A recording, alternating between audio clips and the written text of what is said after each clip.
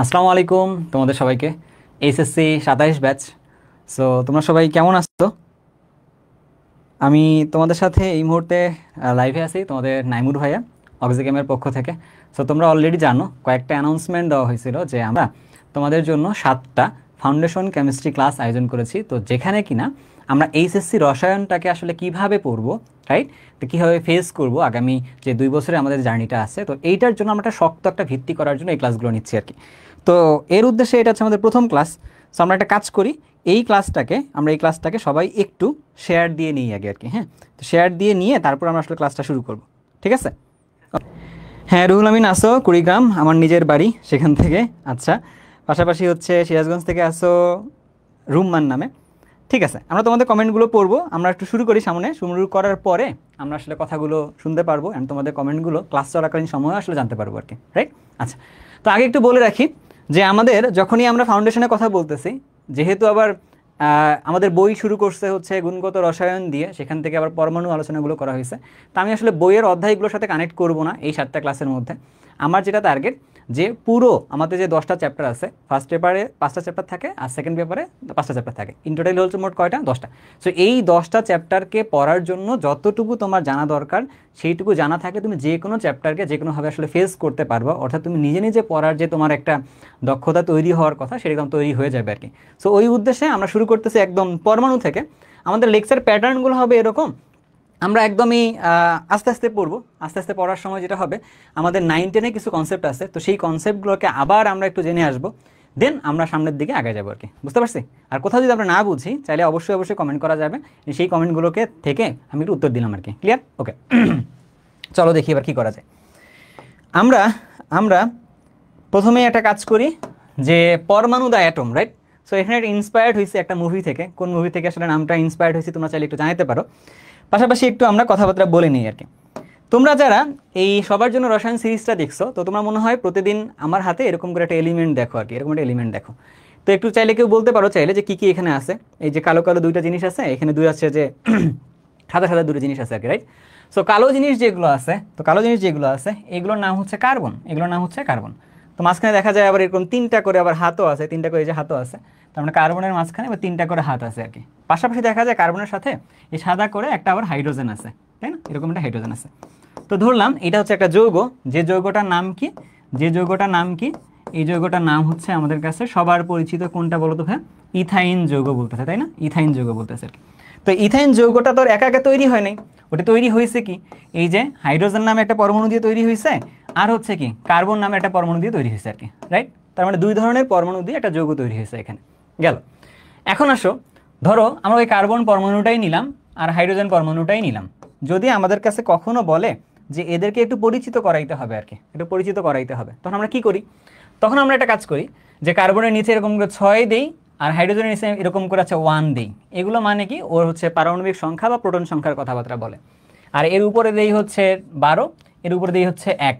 এগুলো মানে কি, যে ওর আবার এইটা তার পারমাণবিক ভরের কথা বলতেছে, তাই তো? আচ্ছা, তার মানে প্রত্যেকটা অ্যাটমকে আলাদা করে পরিচিত করার জন্য এরকম বেশ কয়েকটা জিনিসপত্র আছে। তো সেই জিনিসগুলোকে তোমরা 9-10-এ এরকম করে শিখছিলা। ধরো এক্স নামে একটা পরমাণু, তার নিচে এই জায়গায় থাকে হচ্ছে পারমাণবিক সংখ্যা থাকে, তাই না? তার নিচে এই জায়গায় থাকে হচ্ছে পারমাণবিক সংখ্যা থাকে আর কি। আর তার উপরে এইখানে থাকে হচ্ছে পারমাণবিক ভর থাকে। আর তার এই পাশে থাকে হচ্ছে ডান পাশে উপরে চার্জ থাকে, ডান পাশে উপরে থেকে চার্জ থাকে। আর নিচের মধ্যে থাকে হচ্ছে পরমাণুর সংখ্যা থাকে, পরমাণুর সংখ্যা থাকে আর কি, পরমাণুর সংখ্যা থাকে। এইভাবে দেখা যায়, লেখা হয়, তাই না? আমাদের 9-10 থেকে আমরা এইটুকু সম্পর্কে একটা ধারণা তো নিয়ে রাখছি, সবাই আমরা এটা জানি, কোনো প্রবলেম নাই। গেল। যেমন দেখা গেল কার্বনের এখানে পারমাণবিক সংখ্যা 6, 12, এখানে চার্জ ধরো যে কিছু নাই, নিউট্রাল আছে। আর এখানে দেখা যায় যে 1 মানে হচ্ছে কার্বন এক পরমাণুকভাবে থাকে আর কি, নর্মালি সাধারণত। তো এই জন্য দেখা যায় কি 1 লেখা হয় না। বাট হাইড্রোজেনটা দেখা যায় যে কি, ওটা যখন প্রকৃতিতে থাকে তখন দেখা যায় এইভাবে থাকে আর কি। তো এই H2 বলতে কি বুঝাইতেছে, যে এখানে 2টা পরমাণু আছে, ব্যাপারটা হচ্ছে ঠিক এরকমভাবে। তো এইটুকু পর্যায়ের নলেজ আমাদের সবার কাছেই আছে, এইটুকু পর্যায়ের নলেজ আমাদের সবার কাছেই আছে আর কি, তাই তো? আচ্ছা, হ্যাঁ হ্যাঁ হ্যাঁ, সালাম নিলাম অবশ্যই। তো আমরা যখন পড়াশোনা করতেছি তখন একটু পড়াশোনাই করি আগে, পাশাপাশি আবার কমেন্টগুলো দেখবো না মাঝে মধ্যে এসে। চলো দেখি। এবার দেখা যায় আমরা হচ্ছে যদি 2 নম্বর জায়গার মধ্যে আসি, ধরো আমরা হচ্ছে 3টা পরমাণু নিলাম। সাপোজ আমরা একটা পরমাণু নিলাম হচ্ছে কার্বন, একটা পরমাণু নিছি হচ্ছে আরেকটা কার্বন নিছি, আরেকটা জায়গার মধ্যে একটা নাইট্রোজেন নিছি আর কি আমরা এখানে। তো তখন কি হলো, ধরো এই কার্বনটাকে লিখলাম 6, এখানে রাখছি হচ্ছে 12, আবার এই কার্বনকে লিখছি হচ্ছে 6, এখানে লিখছি হচ্ছে 13, নাইট্রোজেনটাকে লিখছি হচ্ছে 7, আর এখানে লিখতেছি হচ্ছে 13। ধরো যে এইভাবে লিখছি আর কি। এভাবে লিখলে প্রবলেমটা কি হয়েছে, একটা জিনিস খেয়াল করে দেখো, তিনটাই তো ডিফারেন্ট ডিফারেন্ট করে পরমাণুর কথা বলছে আর কি। বাট এইটার দেখো পারমাণবিক সংখ্যা কত, 6, এইটারও দেখা যাচ্ছে পারমাণবিক সংখ্যা কত, 6, তাই না? আর এইটার পারমাণবিক সংখ্যা কত আসলে, এইটার পারমাণবিক সংখ্যা হচ্ছে 7। বাট খেয়াল করে দেখো একটা জিনিস, এইটার ভর কত, এটার ভর কত, এইটার ভর হচ্ছে 13, আবার এইটার ভর কত, এইটার ভর হচ্ছে আবার 13। ব্যাপারটা এরকম টাইপের না? আচ্ছা, তো এখানে একটা মিল আছে, তো সবাই আমরা সেটা মোটামুটি জানি, তবুও আমরা এগুলো একটু একটু করে জানার চেষ্টা করবো আর কি। এই জায়গায় আমরা যেন কি দেখলাম, এই দুটার মধ্যে দেখলাম হচ্ছে পারমাণবিক সংখ্যা, দেখলাম হচ্ছে পারমাণবিক সংখ্যাটা হচ্ছে একই, পারমাণবিক সংখ্যাটা হচ্ছে এইখানে একই, এই দুটার জন্য হচ্ছে একই, তাই না? আচ্ছা, এইখানে যখন কি আমরা দেখলাম, তখন কি দেখলাম, এখানে দেখলাম পারমাণবিক ভর, পারমাণবিক ভরটা যেটা আছে ওদের, তো সেই ভরটা করে আবার হচ্ছে এখানে একই। তাহলে এদের মধ্যে কি একই আছে একটু বলো তো দেখি, এদের মধ্যে কি একই আছে? এই যে এই কার্বন আর এই নাইট্রোজেনের মধ্যে কোনটা আসলে একই আছে আর কি? এটা তোমার 9-10 থেকে জানা ছিল, তো এই জন্য একটু জানতে চাচ্ছি তোমার কাছে, বলো তো এদের মধ্যে কোনটা আসলে একই আছে, কি মনে করো?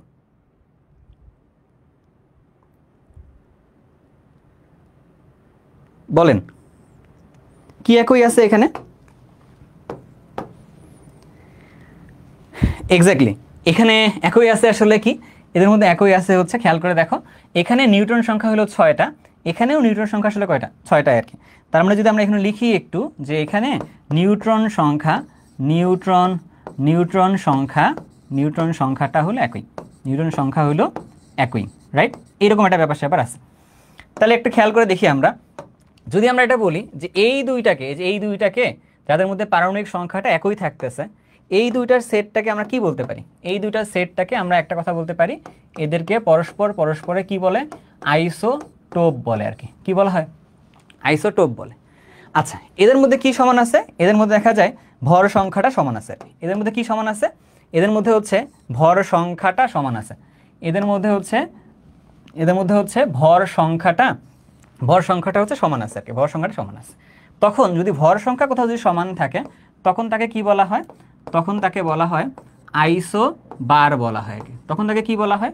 আইসোবার বলতেছে, তাই না? তাহলে এই যে নাইট্রোজেন আর এই কার্বন, এটা 13 আর এটা 13 যখন আছে, যখন তাদের ভর দুইটা সমান, তখন একটার সাপেক্ষে আরেকটা আমরা কি বলতেছি? আইসোবার বলতেছি আর কি। আচ্ছা, যখন তাহলে এই দুটো যদি কখনো সমান হয়, যখন নিউট্রন সংখ্যাটা একই থাকতেছে দুইটার মাঝে, তখন আমরা সেটাকে কি বলতে পারি?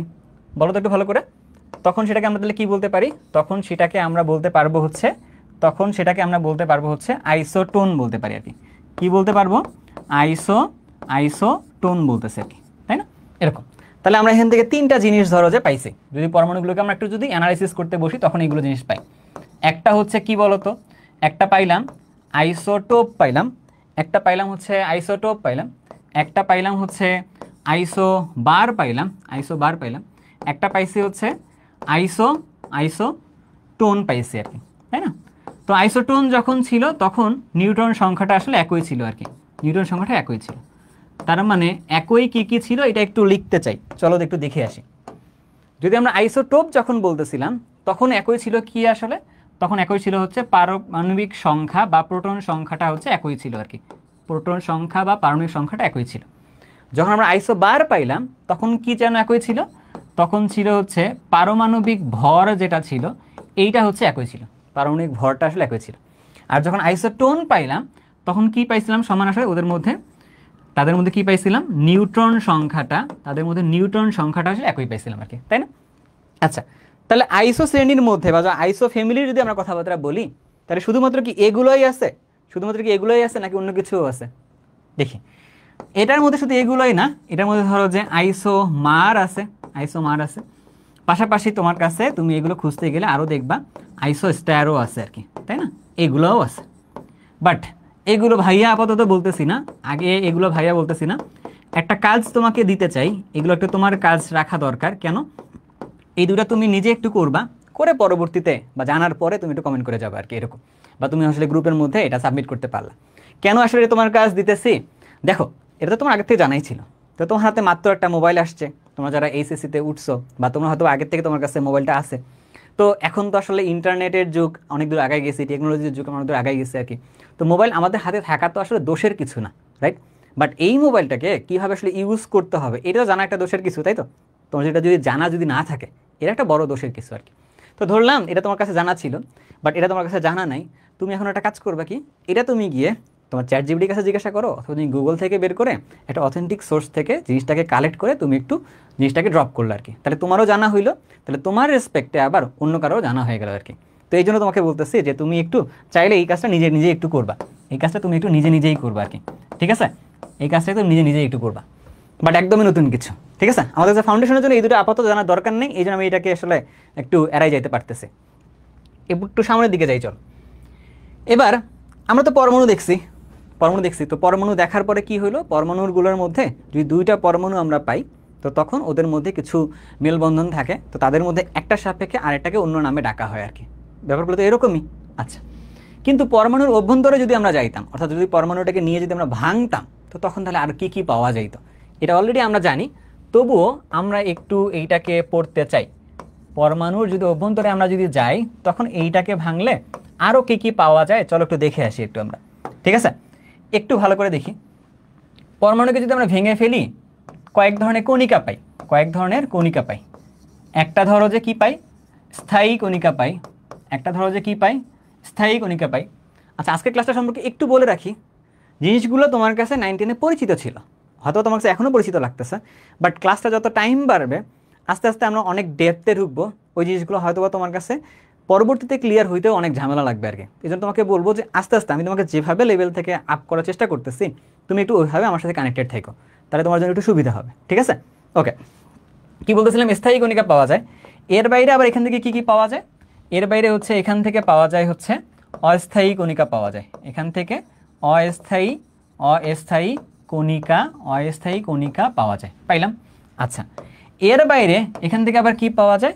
এখান থেকে হচ্ছে কম্পোজিট কণিকাও পাওয়া যায় আর কি। এখান থেকে কম্পোজিট কণিকাও পাওয়া যায়। তাহলে যদি তুমি একটা পরমাণুকে যদি ভেঙে ফেলো, বা এটাকে যদি আর এর অভ্যন্তরে তুমি যদি যাও, এটা তো আসলে একটা ইটের টুকরা না যে আমি ভেঙে ফেলতেছি, মানে এর অভ্যন্তরীণ গঠন তুমি যদি দেখতে চাও, তখন তুমি দেখবে আসলে এরকম 3 ধরনের জিনিস পাওয়া যাইতেছে। তো 3 ধরনের জিনিস পাওয়া যায়।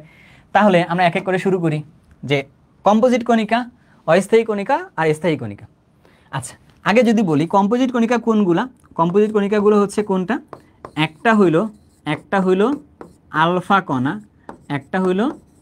কণা, হচ্ছে কম্পোজিট কণিকা। আরেকটা কি আছে? আরেকটা ধরো যে ডিউটেরন কণা, আরেকটা হলো কীরকম, ডিউটেরন কণা। এটা হচ্ছে তোমার কাছে কি, এটা হচ্ছে তোমার কাছে কম্পোজিট কণিকা। তো তুমি কম্পোজিট কণিকা দুইটা তুমি নাম জানছো আর কি। তো কম্পোজিট কণিকার মধ্যে আলফা কণাটা তোমার কাছে একটু পরিচিত আছে, কি যেন সেটা, ওই দ্বিধনাত্মক মানে দুইটা ধনাত্মক চার্জ আছে। হিলিয়াম নিউক্লিয়াসকে কি বলা হয়? দ্বিধনাত্মক হিলিয়াম নিউক্লিয়াসকে বলা হয় হচ্ছে আলফা কণা বলা হয় আর কি, ঠিক আছে? তার মানে ওইখানে দুইটা প্রোটন আছে, বাট কোনো ইলেকট্রন নাই, শুধু নিউক্লিয়াসটাই সেখানে পড়ে আছে। এই জন্য এটাকে কী বলছে আসলে? দ্বিধনাত্মক হিলিয়াম নিউক্লিয়াস বলছে আর কি, জানলাম। আচ্ছা, এবার যদি তুমি দেখো অস্থায়ী কণিকা কাকে বলে আসলে, অস্থায়ী কণিকা কাকে বলে? এগুলো অনেকগুলো টাইপেরই আছে, বাট তোমার কয়েকটা লিখবো।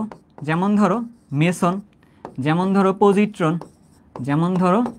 পজিট্রন, এরকম বেশ কিছু আরও আছে আর কি, পাইওন, মিউন, এরকম অনেক কিছু আছে। বাট আমরা সবগুলোর দিকে আপাতত যাচ্ছি না, মানে আমাদের জন্য এই মুহূর্তে লাগবে না, তাই না? আচ্ছা, আবার ধরো অস্থায়ী কণিকার কথাও জানলাম, বাট আমাদের এটা লাগবে, স্থায়ী কণিকাটা আমাদের লাগবে আর কি। এটা হচ্ছে আমাদের আজকে ইন্টারেস্টের জায়গা হচ্ছে এটা। স্থায়ী কণিকাগুলো কোন কোনগুলো যেন আছে? যেমন ধরো আমাদের কাছে কি আছে, প্রোটন আছে, ইলেকট্রন আছে, নিউট্রন আছে। প্রোটন আছে, ইলেকট্রন আছে, নিউট্রন আছে। আচ্ছা, এই যে পেন কলম আছে, তাই না? আচ্ছা, সমস্যা নেই। একটু যদি দেখি, সো প্রোটন আসলে কেমন? পজিটিভ চার্জযুক্ত। ইলেকট্রন আসলে কেমন? নেগেটিভ চার্জযুক্ত। আর নিউট্রনের ক্ষেত্রে কোনো আসলে চার্জ নাই, চার্জ নিরপেক্ষ আর কি। ব্যাপারটা তো এরকমই। আচ্ছা, এটা আমরা কার কথা বলতেছি? এদের চার্জের কথা বলতেছি আর কি, এদের চার্জের কথা বলতেছি। এটা হচ্ছে চার্জ, এটা হচ্ছে চার্জ নিরপেক্ষ। নিউট্রনগুলোর ক্ষেত্রে কোনো চার্জ থাকে না, কোনো চার্জ থাকে না। আচ্ছা, তাহলে এদের মধ্যে থেকে কার ভর কত, কোনটা কার তুলনায় কত গুণ না গুণ, এরকম তো আমরা জানি, এটা মোটামুটি আমাদের ধারণা একটা আছে।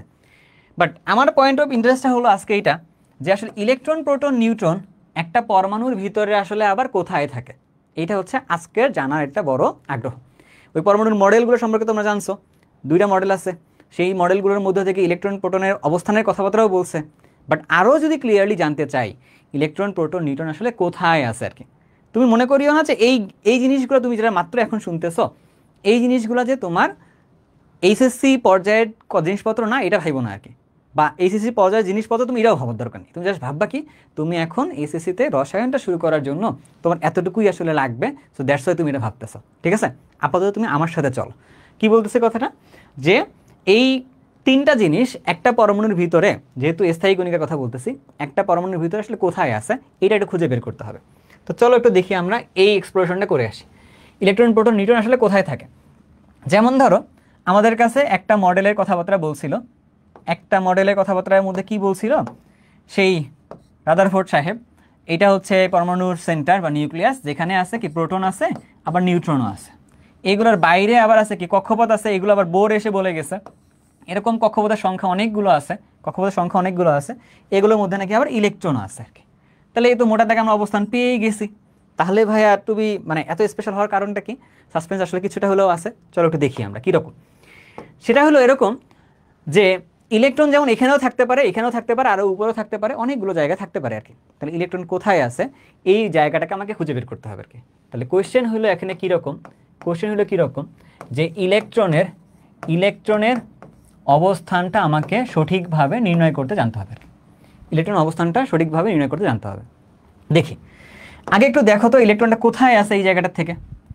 এইটা যদি একটা কেন্দ্র হয় তো সেই কেন্দ্র থেকে এই পরিমাণ দূরত্বের মধ্যে আছে, ধরলাম এখান থেকে আর রেডিয়াস করে একটা বৃত্তাকার পথে ইলেকট্রনটা ঘুরতেছে। তার মানে কি একটা নির্দিষ্ট ব্যাসার্ধে অবস্থান করতেছে।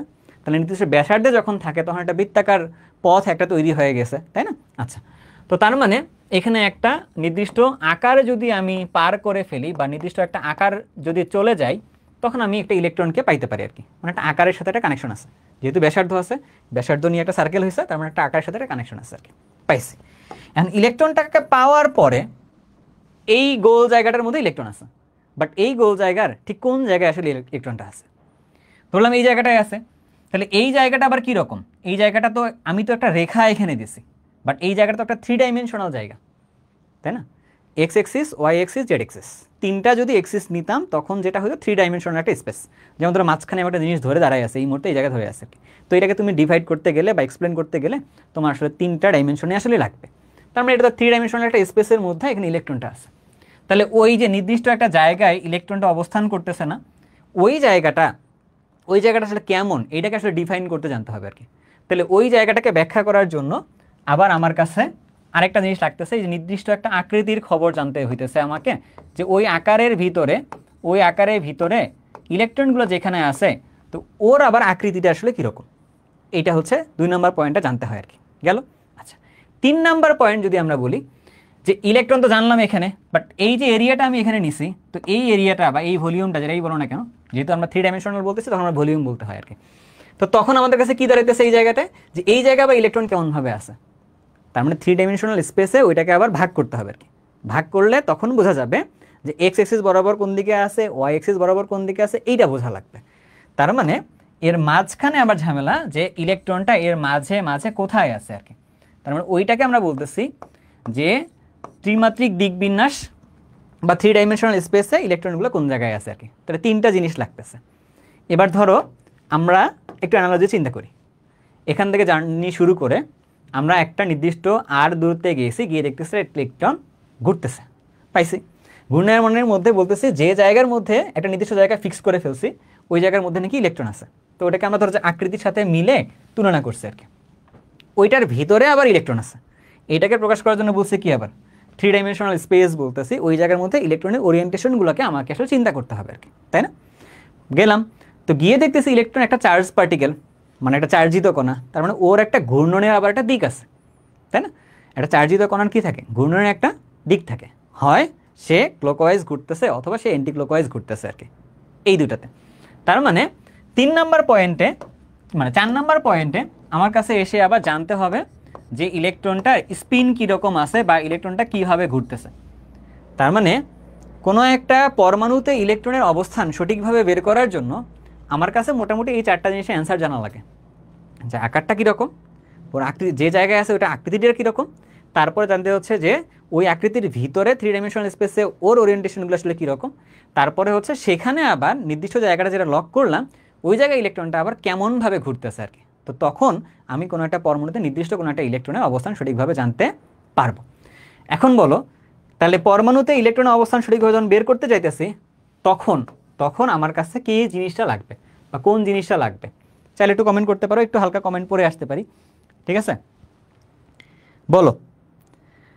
হ্যাঁ, পজিটিভ বেসের ভাই ব্রাদার বলতেছে যে কমেন্ট কেম শর্ট করে আসছি, খুবই ভালো।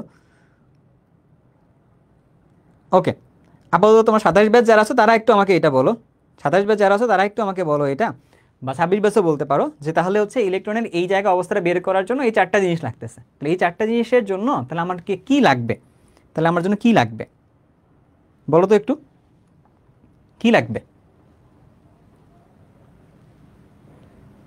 কি লাগবে একটু দেখি।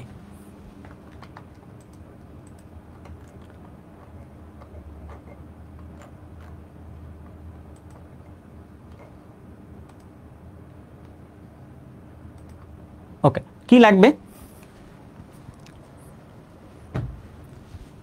হ্যাঁ রাইট, কি লাগবে জানো, কোয়ান্টাম সংখ্যা লাগবে, তাই তো?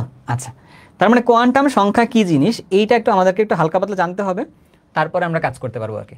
তাহলে ইলেকট্রনের অবস্থানটা সঠিকভাবে বের করার জন্য আমাদের একটা সংখ্যা লাগতেছে, সেই সংখ্যাটা জানতে হবে, তার সংজ্ঞা কি আসলে কোয়ান্টাম, কোয়ান্টাম সংখ্যা বলে আর কি, কোয়ান্টাম সংখ্যা বলে। এখন কোয়ান্টাম এই শব্দটার সাথে সবাই কি পরিচিত আছি, কোয়ান্টাম জিনিসটা কি আসলে, কোয়ান্টাম জিনিসটা কি, কেউ কি পরিচিত আছে এটার সাথে, আমরা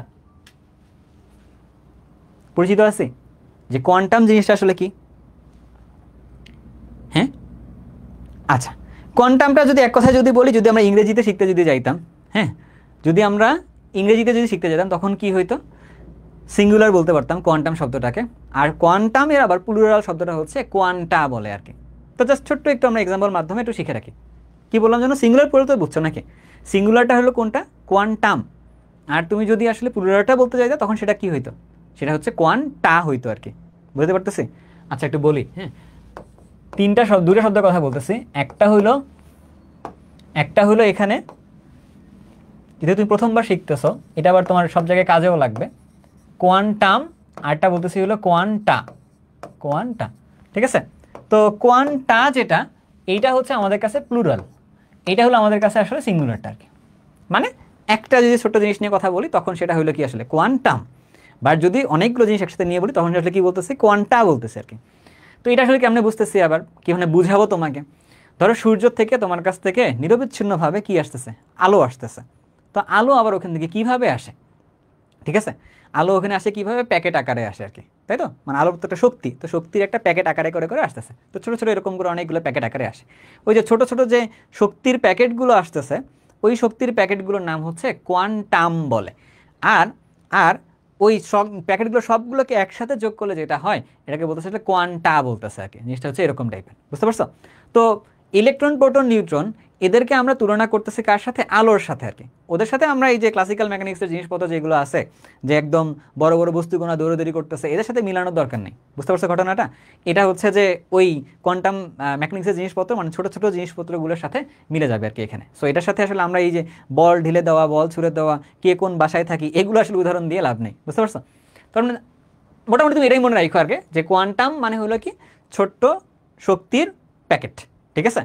ছোট্ট শক্তির প্যাকেট এইটা। তো ইলেকট্রন যখন যাতায়াত করবে তখন ছোট্ট শক্তি ওই প্যাকেটটা আসলে সে ছেড়ে দিবে অথবা সে গ্রহণ করবে আর কি। তোমরা তো মনে হয় দেখছো, খেয়াল করছো মনে হয় এরকম, যে ছোটোবেলায় 19 দেখছো এখান থেকে একটা ইলেকট্রন যখন নিচ থেকে উপরে যায় আবার উপর থেকে যখন নিচে আসে তখন এখানে বলা হয়তো যে কি এরকম এইচ নিউ পরিমাণ এনার্জি শোষণ করে গেছে বা এখান থেকে বিকিরণ করে আসছে আর কি, ঠিক আছে, ওই ইলেকট্রনের যাতায়াতের মাধ্যমে ওই শক্তির কিছু ট্রান্সফার এখানে কানেক্ট করতো আর কি। তো আমরা যেহেতু ওইটার ডিটেলসে যাব না, আমরা আরেকটু সামনে থেকে শুরু করব।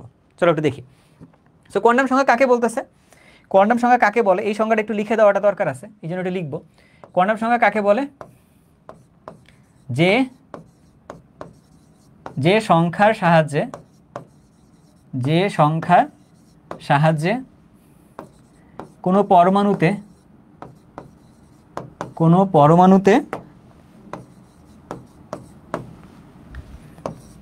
পরমাণুতে অবস্থিত ইলেকট্রনের অবস্থান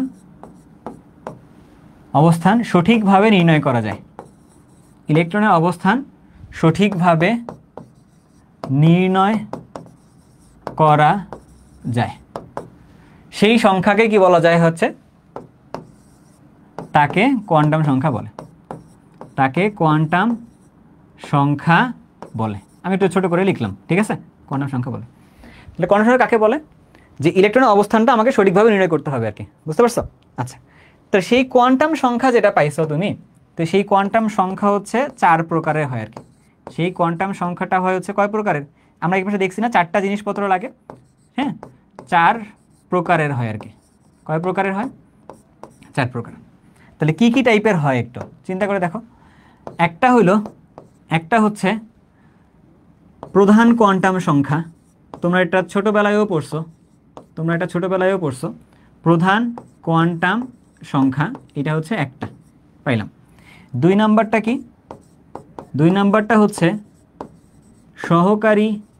সহকারী কোয়ান্টাম সংখ্যা। 3 নাম্বারটা কি? চৌম্বক কোয়ান্টাম সংখ্যা বা ম্যাগনেটিক কোয়ান্টাম নাম্বার, চৌম্বক কোয়ান্টাম সংখ্যা। 4 নাম্বারটা কি? স্পিন কোয়ান্টাম সংখ্যা। তার মানে আমার কাছে 4টা জিনিস ছিল, তো 4টা পাইছি আমরা এখান থেকে, ঠিক আছে, 4টা কোয়ান্টাম সংখ্যা। তার মধ্যে এবার একটু আসো ভালো করে একটু বুঝি। প্রধান কোয়ান্টাম সংখ্যাটাকে প্রকাশ করা হয় কি দিয়ে? এন দিয়ে প্রকাশ করা হয়, স্মল এন দিয়ে প্রকাশ করা হয়। সহকারী কোয়ান্টাম সংখ্যাটাকে এল দিয়ে প্রকাশ করা হয়। চৌম্বক কোয়ান্টাম সংখ্যাটাকে এম দিয়ে প্রকাশ করা হয়। আর স্পিন কোয়ান্টাম সংখ্যাটাকে এস দিয়ে প্রকাশ করা হয়, ঠিক আছে। আচ্ছা, যেহেতু আমাদের কাছে ওই পাশে 4টা জিনিস ছিল, তার মানে অলরেডি বুঝতে পারতেছো যে ওই 4টা জিনিস এর সাথে আসলে কোনো না কোনোভাবে কানেক্টেড। কীভাবে কানেক্টেড? এন দিয়ে আমি আসলে মোটামুটি পরমাণুটার ক্ষেত্রে যে জায়গায় ইলেকট্রনটা আছে ওই কক্ষপথটার আকার বুঝি আর কি, নট পরমাণুটার আকার। কি বুঝি? যে কক্ষপথের ইলেকট্রন আমি বের করতে চাইতেছি বা তার অবস্থান বের করতে চাইতেছি তার আকারটা আমি বুঝি, ঠিক আছে। আর এল দিয়ে আমি কি বুঝি? এল দিয়ে ওই কক্ষপথের ভিতরে ইলেকট্রন যেখানে আছে তার আকৃতিটা আমি বুঝি, ওই কক্ষপথের ভিতরে ইলেকট্রন যে আছে সেইটার আকৃতিটা আমি বুঝি। আবার যদি আমরা দেখি ওই নির্দিষ্ট আকৃতির ভিতরে 3 ডাইমেনশনাল স্পেসে ইলেকট্রনগুলো কীরকম আছে, তো সেইটা আমি ভালো করে বুঝি। 3 ডাইমেনশনাল বা ত্রিমাত্রিক দিকবিন্যাস লিখে রাখতে পারো, সমস্যা নেই। আর এইটা দিয়ে তুমি কি বুঝো? এটা দিয়ে তুমি হচ্ছে ইলেকট্রনের ঘূর্ণন তুমি বুঝো আর কি। ইলেকট্রনের ঘূর্ণন বুঝতেছো, মানে ঘূর্ণনটা কোন দিকে আছে এটা বুঝতেছো, তাই না? ইলেকট্রনের ঘূর্ণনটা বুঝতেছো আর কি, তুমি এখান থেকে বুঝতেছো। তাহলে কোনটা দিয়ে কি বোঝায় এটা তোমাদের কাছে এখন একটা ক্লিয়ার। পাশাপাশি যেহেতু তোমরা আগের থেকে কিছুটা হলেও জানো, না জানলেও সমস্যা নেই, আমরা এখানে লিখবো এখান থেকে যে প্রত্যেকটা সংখ্যা যেহেতু সংখ্যা, তাই না, ওদের অবশ্যই প্লাস মাইনাস ভ্যালু থাকার কথা, হাফ টাফ এগুলো তো হওয়ার কথাই আর কি, মানে 1 2 3 4 এর সাথে কানেক্ট হওয়ার কথা। এই এন এর মানটা যেটা হয়, এন এর মানটা কি হয়? 1 2 3 4 অমুক তমুকভাবে আগাইতে থাকে, এটা হচ্ছে এন এর মানটা, ঠিক আছে। এল এর মানটা কি হয়? এল এর মানটা না, এটা চমৎকার একটা মান, এটা নিয়ে আজকে আমরা অনেক আলোচনা করব। এন এর মানটা কি হয়? শূন্য থেকে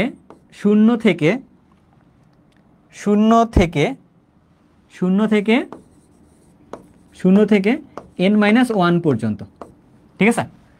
যদি কারো জানা থাকে তোমরা চাইলে এখান থেকে একটু কমেন্ট করে জানাইতে পারো, এই যে n-1 যে বলছে এই জিনিসটার মানে কি, কারো এটা জানা আছে কিনা আর কি, কারো এটা জানা আছে কিনা। যদিও আমরা কেন তোমাকে এখন জিজ্ঞাসা করতেছি, যদিও তোমাকে ফাউন্ডেশনের জিনিসপত্রগুলোর মধ্যে তোমাকে জিজ্ঞাসা করা উচিত না, বাট তবুও জিজ্ঞাসা করতেছি কেন, কারণ তুমি এইটা আগে কিছুটা হলো তোমার জানার কথা আর কি। যদি না জানো সমস্যা নেই, আমরা এটা নিয়ে আলোচনা করব, বাট এটা তোমার জানা দরকার। আরেকটা জিনিস বলি যে ক্লাস করতে করতে তোমাকে আসলে যখন প্রশ্ন করা হইতেছে, তো এটাকে আসলে খারাপভাবে নেওয়ার কিছু নাই। প্রশ্ন যদি না করা হয় একটা জাতিকে বা একটা মানুষকে, তখন আসলে তার লার্নিং প্রসেসটা আসলে ভালো হয় না আর কি। শুধু আমিই বলে গেলাম সব কিছু, বাট তুমি কিছু করলা না, এটা করলে কোনো লাভ নেই। তোমার মনের মধ্যে আসলে প্রশ্ন জাগতে হবে, অ্যান্ড তোমার মনের থেকে কোনো একটা আসলে উত্তরও আসতে হবে আর কি, সেটা ভুল হোক বা ঠিক হোক, বাট তোমার দিক থেকে কিছু না কিছু একটা আসতেই হবে মাস্ট। তো সেই আশাটার জন্যই ওয়েট করতেছিলাম আর কি। তো একটু লিখে দিতে পারো, সমস্যা নেই। কি বললাম যেন, 0 থেকে n পর্যন্ত হয় হচ্ছে এল এর যে সংখ্যাটা এটা। তারপর যদি আমরা দেখি এই যে 3m দিয়ে যেটা বলতে চাইতেছে, এটা আসলে কি হয়? এটা হলো ওই -l থেকে +l পর্যন্ত, -l থেকে +l পর্যন্ত হয় হচ্ছে m এর মানটা। আর এই s এর মানটা বা স্পিন কোয়ান্টাম সংখ্যা যেটা বলতেছি, তো সেটা কি হয়? এটা হয় একটা +-½ মানে একটা প্লাস হয় একটা -½ হয় আর কি। তো এই হইলো আমাদের কাছে 4টা কোয়ান্টাম সংখ্যা আছে, 4টা কোয়ান্টাম সংখ্যা আমাদের কাছে আছে। আচ্ছা, এখন এখন তোমরা আমার একটু বুঝাও বা বলো যে হ্যাঁ, প্রধান শক্তি স্তর সংখ্যা থেকে 1 কম প্রধান, হ্যাঁ এটা তো সত্যি, ঠিক আছে। যাও, তাও চালাকি করে একটা কথা বলছো, এটা ভালো উপস্থিত বুদ্ধির কারণে, যে এন হচ্ছে প্রধান শক্তি স্তর বা অরবিট সংখ্যা, সেখান থেকে আসলে 1 কম। বাট এই ফুল জিনিসটা আসলে কি প্রকাশ করে, এটা আজকে লেকচারে জানতে পারবা, ঠিক আছে, কোনো সমস্যা হবে না। আমরা একটু আসি, এই যে 1 নাম্বার যেটা ছিল না, এই যে 1 নাম্বারটা, এটাকে আমরা চাইলে অরবিট বলতে পারি। অলরেডি ফাহিম বলে ফেলছো, ফাহিম অলরেডি এইটাকে কি বলছো বলো তো, এটাকে তুমি অলরেডি প্রধান শক্তি স্তর বলে ফেলছো 1 নাম্বার দিয়ে, তাই না? যেটাই আকার বুঝাইতেছে সেটা আসলে অরবিটকেই নির্দেশ করতেছে, তাই না? আর এইটাতে, এইটা দিয়ে আসলে কি নির্দেশ করতেছে? সহকারী কোয়ান্টাম সংখ্যা এটা দিয়ে, এইটা দিয়ে আসলে সাবশেল, এইটা দিয়ে আসলে সাবশেল, পাশাপাশি এটাকে আমরা কি বলতে পারি আবার, সাবশেল যেমন প্রকাশ করে, পাশাপাশি এটা আবার অরবিটালও প্রকাশ করতে পারে আর কি। বাট আমি আপাতত সাবশেল লিখবো, but difference between subshell and orbital will discuss about this, কোনো প্রবলেম নেই, ঠিক আছে, কোনো প্রবলেম নেই। ওকে, আর এম, চৌম্বক কোয়ান্টাম সংখ্যা, স্পিন কোয়ান্টাম সংখ্যা, এগুলো দিয়ে কী প্রকাশ করে সামনে আসতেছি, কোনো সমস্যা নেই, এখান থেকে অলরেডি আমরা অনেক কিছু ডিসকাস করে ফেলছি। তাহলে এই পেজটাতে আমরা যদি অনেকগুলো লেখা লিখছিলাম, তো সেখান থেকে তোমাকে কিছু জিজ্ঞাসা করা যেতে পারে আবারও, যে আমরা এখানে কি কাজ করতেছিলাম। আমরা এখানে একটা পরমাণুর মধ্যে ইলেকট্রন আছে, প্রোটন আছে, নিউট্রন আছে, তাদের অবস্থানটা আমরা সঠিকভাবে দেখতেছিলাম। এই যে অবস্থানটা আছে কেন্দ্রে প্রোটন আর নিউট্রন, এর বাইরে আছে ইলেকট্রন, সেই ইলেকট্রনকে খুঁজে বের করার জন্য আমাকে দেখা যাচ্ছে যে 4টা জিনিসের দরকার পড়তেছে, তাই না? একটা হচ্ছে ওই ইলেকট্রনটা যেখানে আছে সেটা কতটুকু রেডিয়াসে আছে বা কত কোন আকারটা সে অর্জন করে আছে সেইটা, পাশাপাশি ওটা হচ্ছে ওই জায়গার মধ্যে ইলেকট্রনটা যেটা আছে, তো ওই জায়গাটাগুলোর আকৃতি কীরকম সেইটা, পাশাপাশি ওই জায়গার ভিতরে যে ইলেকট্রনগুলো আছে, 3টা মানে ধরো যে 3 ডাইমেনশনাল স্পেসের ওরিয়েন্টেশনগুলো কীরকম, এটা জানার জন্য আমাদের আবার 3 ডাইমেনশনাল ওরিয়েন্টেশনটা জানতে হবে আর কি এখান থেকে। দেন ওইখানে আবার ইলেকট্রন যেহেতু একটা চার্জিত কণা, তার একটা স্পিন আছে, তো সেই স্পিনটা আবার জানতে হয়, সেটা হচ্ছে কি মানে কোন ডিরেকশনে সে মুভ করতেছে আর কি, সেই জিনিসগুলো জানাতে হবে। তো এই জিনিসগুলো জানার জন্য আমরা কী করলাম, যে এই 4টা জিনিসকে এক্সপ্লেন করার জন্য আমাদের একটা সংখ্যার দরকার পড়ে, তার নাম বলছিলাম আমরা কোয়ান্টাম সংখ্যা। কোয়ান্টাম সংখ্যা কাকে বলে?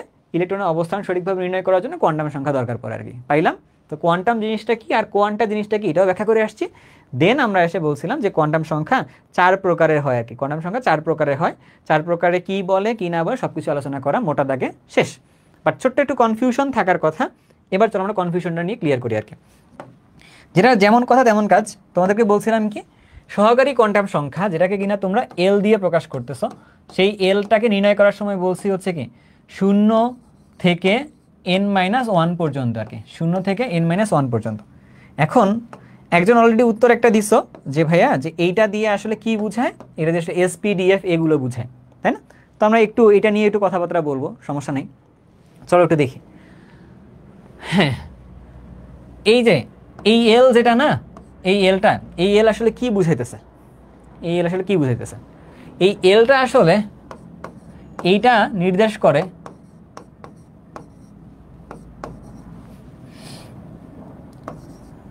আমরা একটু এটাকে ইংরেজিতেই লিখতেছি, এটা বাংলা করলে কেমন আসবে দেখা যাবে না, সমস্যা নেই।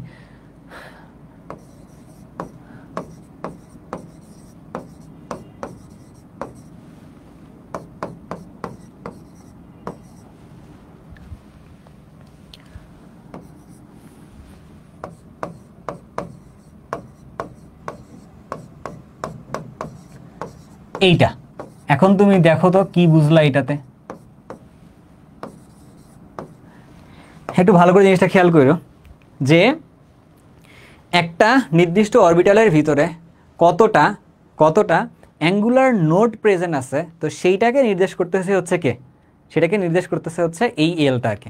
তো এইটা আমাদের বইয়ের মধ্যে এভাবে লিখে দেওয়া নাই, সো দ্যাট ইজ হয় কিছু তোমার আন্ডারস্ট্যান্ডিংয়ে ঝামেলা হতে পারে, এই জন্য আমাদের কাছে এটা একটু ক্লিয়ার করা লাগবে। ঠিক আছে, এটা ভালো করে জিনিসটা ক্লিয়ার করো, এখান থেকে তোমার অনেক হেল্প হবে। বাট আপাতত তুমি কী হেল্প হবে এটা আসলে এখনই তোমাকে দেখে স্বপ্ন দেখাতে চাইতেছি না। ওই যে তোমাদেরকে তো মানুষ অলরেডি বলে, উত্তেজিত বলে।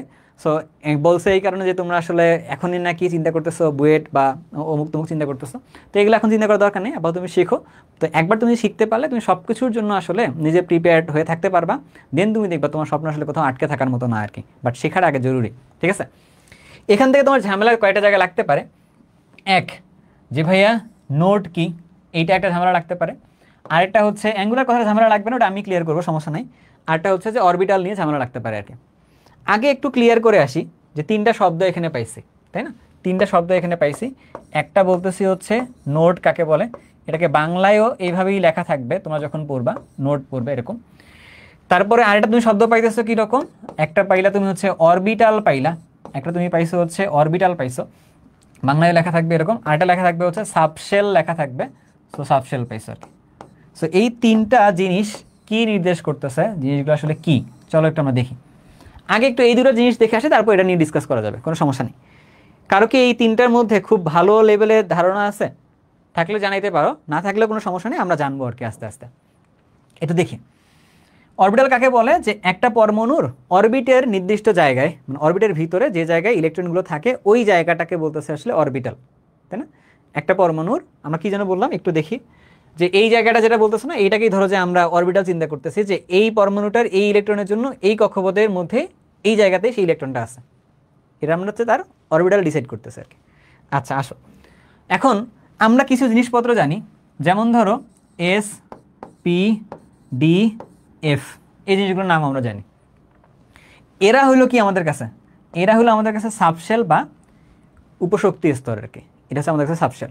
তাহলে অরবিটাল কোনটা, এই যে একটু আগে যে বললাম, ধরো এটা 1 নম্বর কক্ষপথ, এটা 2 নম্বর কক্ষপথ, এই জায়গাটা 1-এর মধ্যেও থাকতে পারে, এই জায়গাটা 2-এর মধ্যেও থাকতে পারে। তার মানে কি, যদি 1-এর মধ্যে থাকতো তাহলে ওর নাম দিতে হলে 1 সামথিং, মানে 1s বা 1p 1d এরকম টাইপের তো নাকি। আচ্ছা 2-এর মধ্যে থাকলে কি হইতো, 2s 2d 2p 2 মানে 2f এরকম টাইপের। যদিও কিছু হয় না হয় সেটা পরে, আগে তুমি বলো এরকম বলতা কিনা। হ্যাঁ বলতাম। তাহলে যখনই তুমি এই সাবশেলগুলোকে কোনো একটা নির্দিষ্ট অরবিটের সাহায্যে ব্যাখ্যা করতেছো বা বলতেছো, তুমি যখন নির্দিষ্ট অরবিটের সাহায্যে বলতেছো বা ব্যাখ্যা করতেছো, তখন সেইগুলোকে আমরা বলতেছি আসলে কি অরবিটাল বলতেছি, তখন সেইগুলোকে আমরা হচ্ছে অরবিটাল বলতেছি। সো এগুলো হচ্ছে আমাদের কাছে অরবিটাল, আর এগুলোর মধ্যে আছে আমাদের কাছে কি সাবশেল। বুঝতে পারছি কথাটা? আচ্ছা, তো আমাদের কাছে এই এল এর যে ভ্যালুগুলা, এইটা প্রকাশ করে হচ্ছে ওই নির্দিষ্ট অরবিটালের ভিতরে কতটা নোড আছে সেটা। তাহলে এখন প্রশ্ন হইল নোডটা আসলে কি, তাহলে প্রশ্ন হইল নোডটা আসলে কি, প্রশ্ন হইল নোডটা আসলে কি। যদি কেউ 26 ব্যাচের কেউ যদি দেখে থাকো, তোমরা একটু বলো তো দেখি, দেখতেছে মনে হয় আমি কয়েকজনকে চিনি যারা 26 ব্যাচে, যারা হচ্ছে ভিডিওটা দেখতেছো, একটু বলো তো দেখি। হয়তো ভাবতেছো যে লাইভে এসে মনে হয় বিপদে পড়ে গেলাম, যে ভাই ক্লাস দেখতে এসে ভাই প্রশ্ন করে বসছে। বলো একটু নোট জিনিসটা কি, আবার নোট জিনিসটা কি। এই নোট মানে এমনটা না যে ওই নোট নেও আর কি, এটা না যে তো নোটটা দে, এটা দে, এটা দে, বা ক্লাস নোটটা, ও ক্লাস নোটের কথা যেহেতু উঠলোই, আজকে ক্লাসের নোটটা তোমরা হচ্ছে যে আমাদের যে একটা এই কোর্সটা, ফাউন্ডেশন কোর্সটা অলরেডি আমাদের ওয়েবসাইটের মধ্যে প্লেস করা আছে oxychem.net, তুমি সেখানে তুমি যদি এনরোল করে ফেলো, দেন তুমি ওইখানে গিয়ে ওইখান থেকে তোমার এই নোটটা কালেক্ট করতে পারবা, ক্লাস নোটটা, আমার অ্যানোটেড যে স্লাইডটা সেইটা। আর আদারওয়াইজ তুমি চাইলে নিজে এটাকে নোট করে আমাদের গ্রুপের মধ্যে সাবমিট করতে পারো, এটাতে আমি ইন্সপায়ার্ড করবো তোমাকে অবশ্যই এটা। হ্যাঁ ওকে, কোন নীতিতে প্রবেশ করে এটা ক্লিয়ার করলে পারলে ভালো হইতো। নীতিতে আমরা যাব, আপাতত আমরা একটা প্রশ্ন করে রাখছি তোমাদের কাছে, যে নোট কাকে বলতেছে, নোট কাকে বলে। চলো দেখি নোট কাকে বলে, যদি না জানি কোনো সমস্যা নাই, আমরা এবার জানবো। ঠিক আছে, নোট কাকে বলে। নোট হইল একটা ফাঁকা জায়গা, নোট হইল একটা ফাঁকা জায়গা। ঠিক আছে, ফাঁকা জায়গা মানে পরমাণুর ভিতরে যে সব জায়গায় ইলেকট্রন আছে, এটা তো মূল কথাটা না, তাই না? একটা নির্দিষ্ট কিছু তো জায়গা থাকবে যে জায়গায় আসলে ইলেকট্রন পাওয়ার সম্ভাবনা কেমন, 0। তাই না? তো ওই সকল ফাঁকা জায়গা যেখানে যেখানে কক্ষপথের যেখানে ইলেকট্রন পাওয়ার বা অরবিটালের যেখানে ইলেকট্রন পাওয়ার সম্ভাবনা শূন্য। ইলেকট্রন পাওয়ার সম্ভাবনা যেখানে থাকে সেটাকে তো অরবিটাল বলে, আর যেখানে ইলেকট্রন পাওয়ার সম্ভাবনা শূন্য ওইটাকে কি বলে? ওইটাকে আসলে নোড বলে আর কি। ওটাই ক্লিয়ার হয়েছে? আচ্ছা, এখন এইটার তো ক্লিয়ার হইলাম যে একটা আমরা যদি সাবশেল নিই বা একটা অরবিটাল নিলাম, যেহেতু দুটোর সাথে কানেক্টেড আছে, তখন আমরা এসপিডিএফ নিচ্ছি আর কি। কোথাও ইলেকট্রন আছে, কোথাও ইলেকট্রন নাই। যে জায়গায় ইলেকট্রন আসে সেটাকে আমরা অরবিটাল বলে নিছি, বাট যে জায়গার মধ্যে ইলেকট্রনটা নাই ওই জায়গাটা আমরা কি বললাম? নোড বলছি আর কি। তাহলে এবার দেখি ওই জায়গাটা কীরকম হইতে পারে আর কি। ঠিক আছে, ওই জায়গাটা কেমন হইতে পারে। তাহলে আমরা আগে অরবিটালের মধ্যে না গিয়ে আমরা একটু সাবশেলের উপর ভিত্তি করে আলোচনা করে নিয়ে আসি আর কি, একটু দেখি কীরকম। আমাদের কাছে ছিল এস, আমাদের কাছে আছে পি, আমাদের কাছে আছে হচ্ছে ডি। কয়টা জিনিস আছে আমাদের কাছে? আমাদের কাছে 4টা জিনিস আছে আর কি। আমাদের কাছে 4টা জিনিস আছে, 4টা না 3টা। আমাদের কাছে অলরেডি 3টা জিনিস আছে। সেই 3টার মধ্যে থেকে আমার এদের একটা আকৃতিগুলো দেখতে হবে, তাহলে এদের মাঝখানে ফাঁকা জায়গাগুলো সম্পর্কে ভালো একটা ধারণা পাওয়া যাবে আর কি। ঠিক আছে, চলো একটু দেখে আসি। এই যে এস যেটা দেখতেছো, এই এস এর গঠনটা দেখতে কি রকম বলো তো একটু। এই যে আমি 3টা এক্সিস দিলাম, এক্স ওয়াই জেড। ওই যে তোমাদেরকে বারবার বলতেছিলাম না, 3 ডাইমেনশনাল। সো 3 ডাইমেনশনাল মানে কি? 3টা এক্সিস বরাবরই আসলে আমাকে চিন্তা করতে হবে ইলেকট্রনের যে ক্লাউড যেটা থাকার কথা সেইটাকে। ঠিক আছে, ওকে। তো এবার তুমি চিন্তা করে দেখো, তুমি এবার কি করবা? এক্স ওয়াই জেটের মধ্যে এসে তুমি একটা এরকম একটা গোলক করছো আর কি। এটাকে বৃত্তাকার বলবা নাকি গোলাকার বলবা বলো তো? এটাকে একটা বৃত্তাকার বলবা নাকি গোলাকার বলবা বলো তো একটু বলো। ফাহিম, রুম্মান, মুহসিল, তোমার বলো, তোমাদের কমেন্টগুলো সামনে আসছে, তোমাদের নামগুলোই বললাম আর কি। কি বলবা এটাকে? এটাকে একটা বৃত্তাকার নাকি একটা গোলাকার বলো? এই যে দাদা অলরেডি জয়েন করছে, আমাদের সুব্রত দাদা। তো সুব্রত দাদাকেও প্রশ্ন করতেছি, দাদা আপনি তো ম্যাথের মানুষ, আপনি একটু বলেন যে এটা কি গোলক বলবো নাকি বৃত্তাকার বলবো আর কি? গোলাকার বলবো না বৃত্তাকার বলবো? এটাকে কি বলবো আমরা? এইটাকে আমরা গোলাকার বলবো, রাইট? যদি 2 ডাইমেনশনাল হইতো তখন আমরা সেটাকে বৃত্তাকার বলতাম আর কি, বাট এটা তো 3 ডাইমেনশনালই থাকতেছে। আচ্ছা, তো এটাকে আমরা কি বলতেছি? এটাকে আমরা বলতেছি হচ্ছে গোলাকার বলতেছি আর কি, গোলাকার। এটা ইংরেজিটাকে যদি আমরা লিখি এখানে, তাহলে কি লিখতে পারবো? স্ফেরিক্যাল বলতে পারতেছে আর কি, তাই না?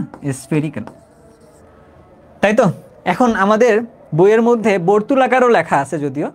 সো এখন গোলাকার মানে যে বর্তুলাকার, এত ভালো বাংলা আসলে আমার জানা নাই। আমার বাংলাতে এমনিতেও অনেক ভুল হয় এরকম করে, এই জন্য বাংলা লেখার পরে চ্যাটজিপিটি দিয়ে চেক করাই যে আমার বাংলা আসলে ঠিকঠাক আছে কিনা।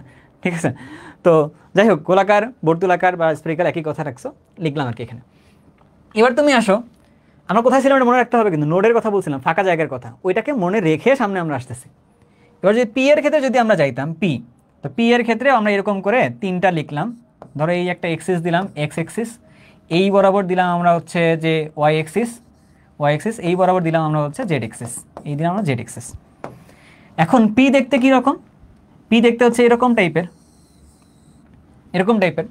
কাইন্ড অফ জিনিসটা কীরকম হয়েছে? একটা ডাম্বেল টাইপের হয়েছে, তাই তো? এইটা কেমন টাইপের দেখতে তাহলে হইলো? এইটা হলো একটা ডাম্বেল শেপ, এটা একটা ডাম্বেল আকৃতির হয়েছে আর কি, তাই না? এটা ডাম্বেল টাইপের হয়েছে। আপাতত এই জায়গার পর্যন্ত যাই আর কি, আমরা তারপরে বুঝবো। আবার দেখি ডি এর মধ্যে তাহলে কেমন হবে আর কি, তাই না? ডি এর মধ্যে তাহলে কেমন হবে? আবার আমরা একটা কাজ করি, এদিকে দিলাম আমরা এক্স, এদিকে দিলাম আমরা ওয়াই, এদিকে দিলাম আমরা জেড, এদিকে দিব আমরা হচ্ছে জেড। এবার আমরা ডিটা দেখতে কি রকম হয়? এই একটা ডাম্বেল, দুইটা ডাম্বেল। তার মানে এখানে কি লিখতে পারবো আমরা? ডি দেখতে ডাবল ডাম্বেল,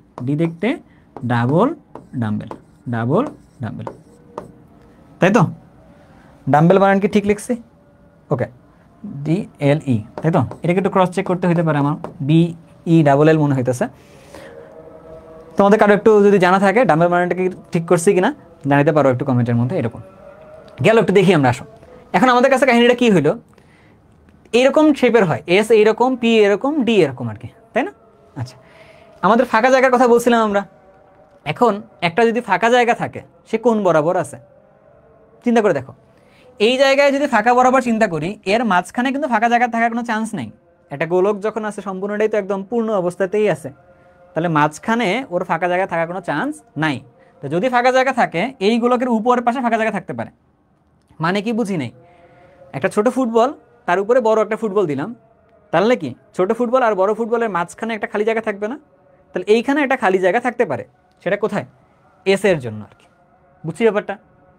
বুঝছি, ওকে। আর পি এর জন্য কি আছে?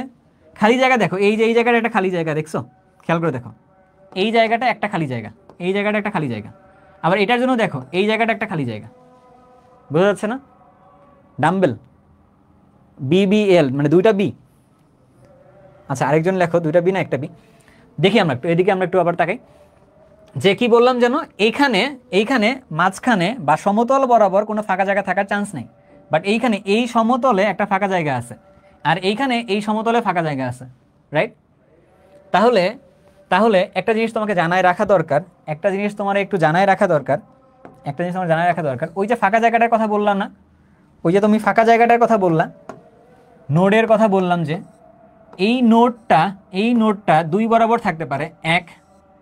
এক সমতল বরাবর ফাঁকা জায়গা হইতে পারে, দুই বক্রতল বরাবর ফাঁকা জায়গা হইতে পারে আর কি। সমতলে ফাঁকা জায়গা অথবা কি বক্রতলে ফাঁকা জায়গা, ঠিক আছে? Double B, right? ওকে, সমতলে হইতে পারে আর কি বক্রতলে হইতে পারে আর কি।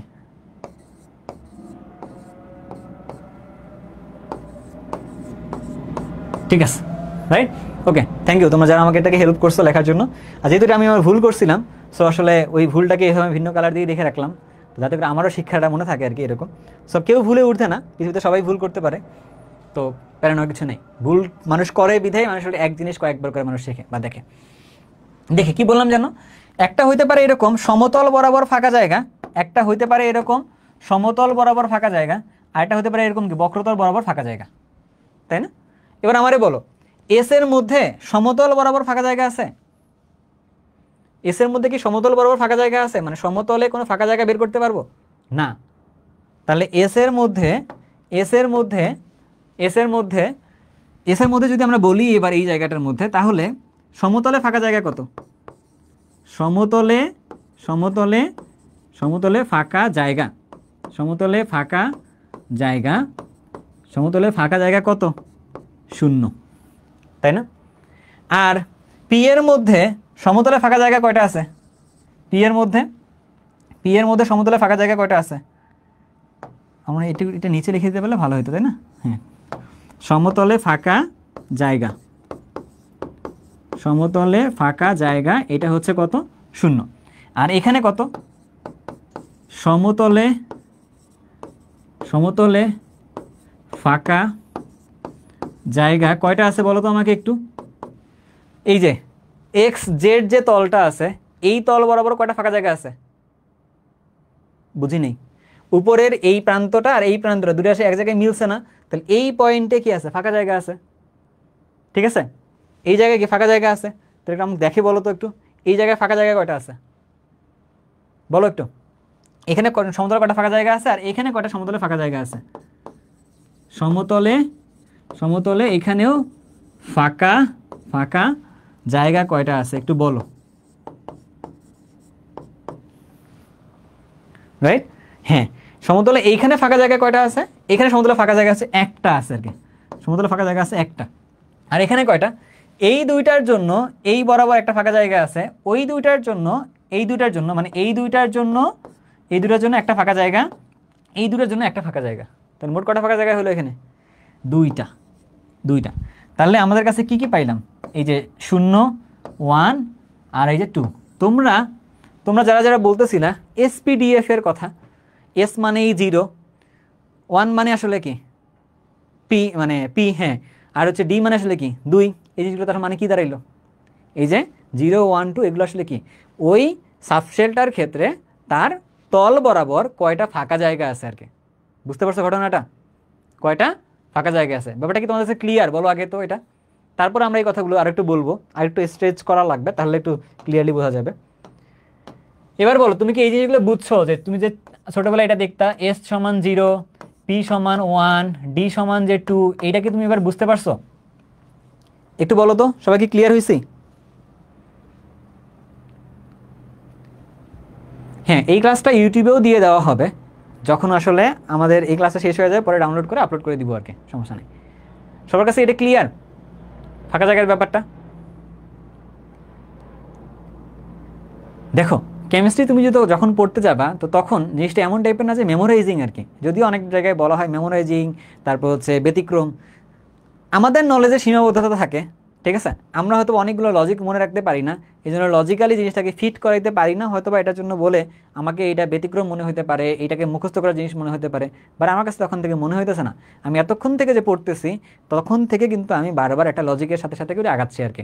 এই জন্য তোমাকে আমি একটা কথাই বলবো, যে আসলে লজিকের সাথে করে পড়াশোনা করার চেষ্টা করো সায়েন্সের সাবজেক্টগুলোকে, তাহলে তুমি দেখবা তোমার কাছে সব কিছু পড়তে মজা লাগবে আর কি, এরকম। ওকে, ক্লিয়ার? এবার তাহলে একটু আসো, সমতলে যদি ফাঁকা জায়গা থাকে, ওই ধরনের নোটটাকে বলা হয়, ওই নোটটাকে বলা হয় অ্যাঙ্গুলার নোট বলে। কি নোট বলে? অ্যাঙ্গুলার নোট বলে। আর যদি বক্রতলে ফাঁকা জায়গা থাকে, তখন তাকে বলা হয় রেডিয়াল নোট বলে। তাহলে নোট কয় প্রকারের হইল? তাহলে নোট কয় প্রকারের হয়েছে? 2 প্রকার, একটা অ্যাঙ্গুলার নোট আর রেডিয়াল নোট। এবার আসো, ভাইয়া তোমার লিখে দিছিল না এখানে number of angular notes. Angular notes তাহলে মানে কি? যতটা সমতল বরাবর ফাঁকা জায়গা থাকে, এটাই হচ্ছে তার জন্য কি দাঁড়াচ্ছে, তার জন্য এল এর মানটা থাকতেছে এরকম আর কি, 0 থেকে n-1। এখনো কিন্তু ক্লিয়ার হয় নাই n-1 তাহলে কি, এখনো কিন্তু ক্লিয়ার হয় নাই, ক্লিয়ার কিন্তু হইতে পারবো আর কি এই জায়গাটায়, ঠিক আছে? আচ্ছা, এবারে এবারে এবার তোমাকে যদি বলা হয় যে এই এস, এটাকে যদি টান দিয়ে বলা হয় 0, পি যদি তোমাকে টান দিয়ে 1 বলে দেওয়া হয়, ডি যদি তোমাকে টান দিয়ে 2 বলে দেওয়া হয়, এটা যদি তোমাকে টান দিয়ে 3 বলে দেওয়া হয়, এবার তুমি ঝটপট বলে দিতে পারবা না যে ভাই এগুলো আসলে কী ছিল? সমতলে ফাঁকা জায়গা ছিল ওই অরবিটালটার জন্য। হ্যাঁ, তো তার জন্য আমরা এখন ক্লিয়ার হয়ে গেছে আর কি, ডান। ওকে, এখন তোমার কাছে একটা প্রশ্ন করি, প্রশ্নটা খুবই খুবই ক্লিয়ার, খুবই ক্লিয়ার প্রশ্ন করি একটা। ধরো তোমাকে বললাম যে তুমি হচ্ছে 1s আর্ট করো, তোমাকে বললাম 2s অঙ্কন করো আর কি, তোমাকে বললাম 3s অঙ্কন করো। এই 3টা অরবিটাল তোমাকে অঙ্কন করতে বলছে আর কি, তো অরবিটাল এদের চিত্র অঙ্কন করতে বলছে, চিত্র অঙ্কন করতে বলছে, ঠিক আছে? চিত্র অঙ্কন করতে বলছে, কেউ করতে পারবা? না করতে পারলে সমস্যা নেই, আমরা করবো আস্তে আস্তে, ঠিক আছে? তবে চিত্রটা অ্যাড করতে গেলেও তো আমাদের আগের নলেজগুলোকে একটু তো অ্যাড করা লাগবে নাকি? একবারে তো রেডিলি সব কিছু পাওয়ার কথা না আমাদের কাছে,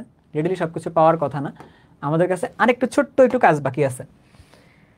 কি যেন ভাইয়া বললো নোট 2 ধরনের, একটা ছিল হলো অ্যাঙ্গুলার নোট, মানে সমতলে ফাঁকা জায়গা, 2 নাম্বার হইল রেডিয়াল নোট, মানে হলো বক্রতলে ফাঁকা জায়গা। এটার বাংলাটা আগে লিখে দিয়েছিলাম, এই জন্য লিখতেছি না। এখন অ্যাঙ্গুলার নোটটাকে ধরো আমি an দিয়ে প্রকাশ করছি, রেডিয়াল নোটটাকে আমি rn দিয়ে প্রকাশ করছি, ঠিক আছে? এখন তোমাদের মধ্যে কেউ একজন আমাকে বলো তো, কোনো জায়গায় তাহলে মোট নোট তাহলে কত হবে? এই যে angular note plus radial note, এটাই হবে কি মোট নোট, তাই না? এটাই হচ্ছে আমাদের কাছে কি মোট নোট। এই মোট নোটটাই কি দাঁড়াচ্ছে জানো? ওই যে n-1 পড়ছো না, এইটা। তাহলে এবার আমাকে বলো কেউ একজন লিখো, এটাকে লিখলে আমি একটু খুশি হব। তোমাদের যে প্রশ্নটা করছিলাম n-1 তাহলে কি ছিল, এবার কেউ একজন লিখে বলো তো n-1 তাহলে কি? n-1 তাহলে কি? কোনো একটা অরবিটালের মধ্যে মোট কতটা নোট প্রেজেন্ট আছে তাদের যোগফলটা আর কি, angular note plus radial note. ব্যাপারটা কি ক্লিয়ার সবার কাছে? বলো একটু, নিজে একটু কনফার্ম করো যে আমরা একটু ক্লিয়ার হয়ে গেছি আর কি।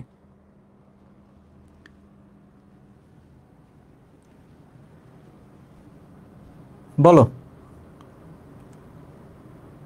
আমার এই লেকচারটা পড়াইতে আমি একটু স্বাচ্ছন্দ্য বোধ করি। কেন স্বাচ্ছন্দ্য বোধ করি? কারণ হচ্ছে যে কোনো একটা জিনিস আমার ক্ষেত্রে যেটা মনে হয় যে আমি যখন স্টুডেন্ট ছিলাম ফার্স্ট ইয়ারে, তো তখন পড়ার সময় প্রত্যেকটা জিনিসের মধ্যে আমার প্রশ্ন মাথায় আসতো আর কি, যে এই জিনিসটাকে কী বলে, ওই জিনিসটাকে কী বলে, এইটা একটু শিখে শিখে রাখি। তো বারবার দেখা যায় তো কলেজের স্যারদের কাছে আমি বারবার চলে যেতাম, গিয়ে জিজ্ঞাসা করতাম যে এই জিনিসটার মানে কি, ওই জিনিসটার মানে কি আর কি, এরকম। তো প্রশ্ন না হলে আসলে কোনো কিছু শেখার জার্নিটা মনে হয় না ভালো হয়।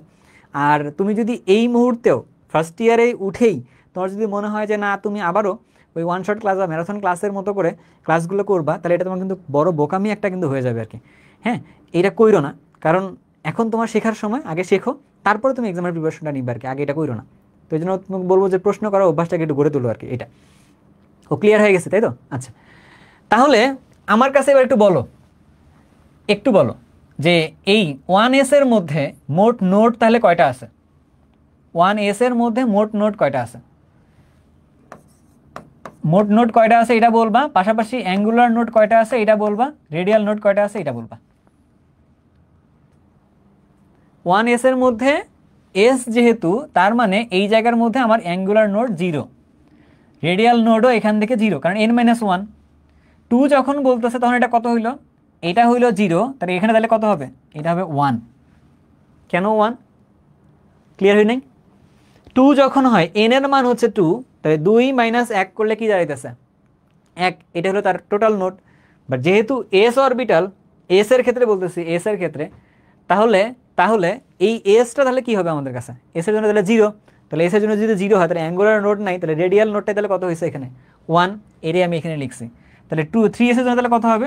0, আর এটা তাহলে কত হবে? 2।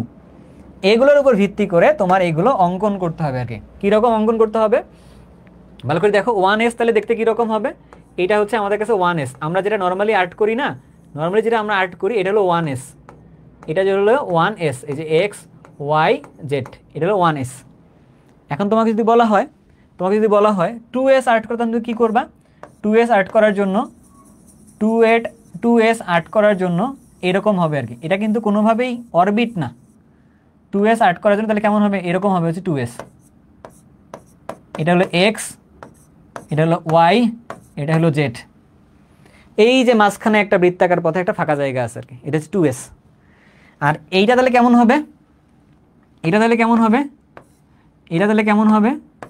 এই যে একটা দিলাম গোলক, তার উপরে আরেকটা গোলক, মানে মাঝখানে একটা বৃত্তাকার পথ, মানে ফাঁকা জায়গা, তার উপরে যাবে হচ্ছে আরেকটা ফাঁকা জায়গা আর কি, এরকম হবে আর কি। তাহলে এই তিনটা জায়গাকে বলতেছি আমরা কি? হ্যাঁ, এই দিন এখানে বলতেছে নোট বলতেছে। এবার মনে হয় তোমার কাছে ক্লিয়ার হওয়া শুরু করছে। তোমরা দেখতে চাও এটা, যে আসলে এই যে কথাগুলো বলতেছি, আসলে জিনিসগুলো যদি বাস্তবে দেখা যেত তাহলে খুব ভালো হইতো, তাই না? তো চলো একটু আমরা দেখে আসি, জিনিসগুলো একটু দেখে আসি আর কি। কোথায় দেখতে পারি? আমরা দেখতে পারি হচ্ছে যে ধরো 3S অরবিটালে একটা চিত্র দেখে আসি আর কি। আমরা 3S অরবিটালের একটা চিত্র দেখে আসি, তাহলে দেখবা যে জিনিসটা আরও অনেক তোমার কাছে মানে মজা লাগবে জিনিসটা দেখতে। ঠিক আছে, জিনিসটা দেখতে। আচ্ছা, অরবিটালের গ্রাফ আসছে, আমাদের লাগবে হচ্ছে অরবিটাল নোট সহকারে লাগবে আর কি, তাই না? এই যে এটা মানে সবচেয়ে ভালো দেখা যায় এই জায়গাতে।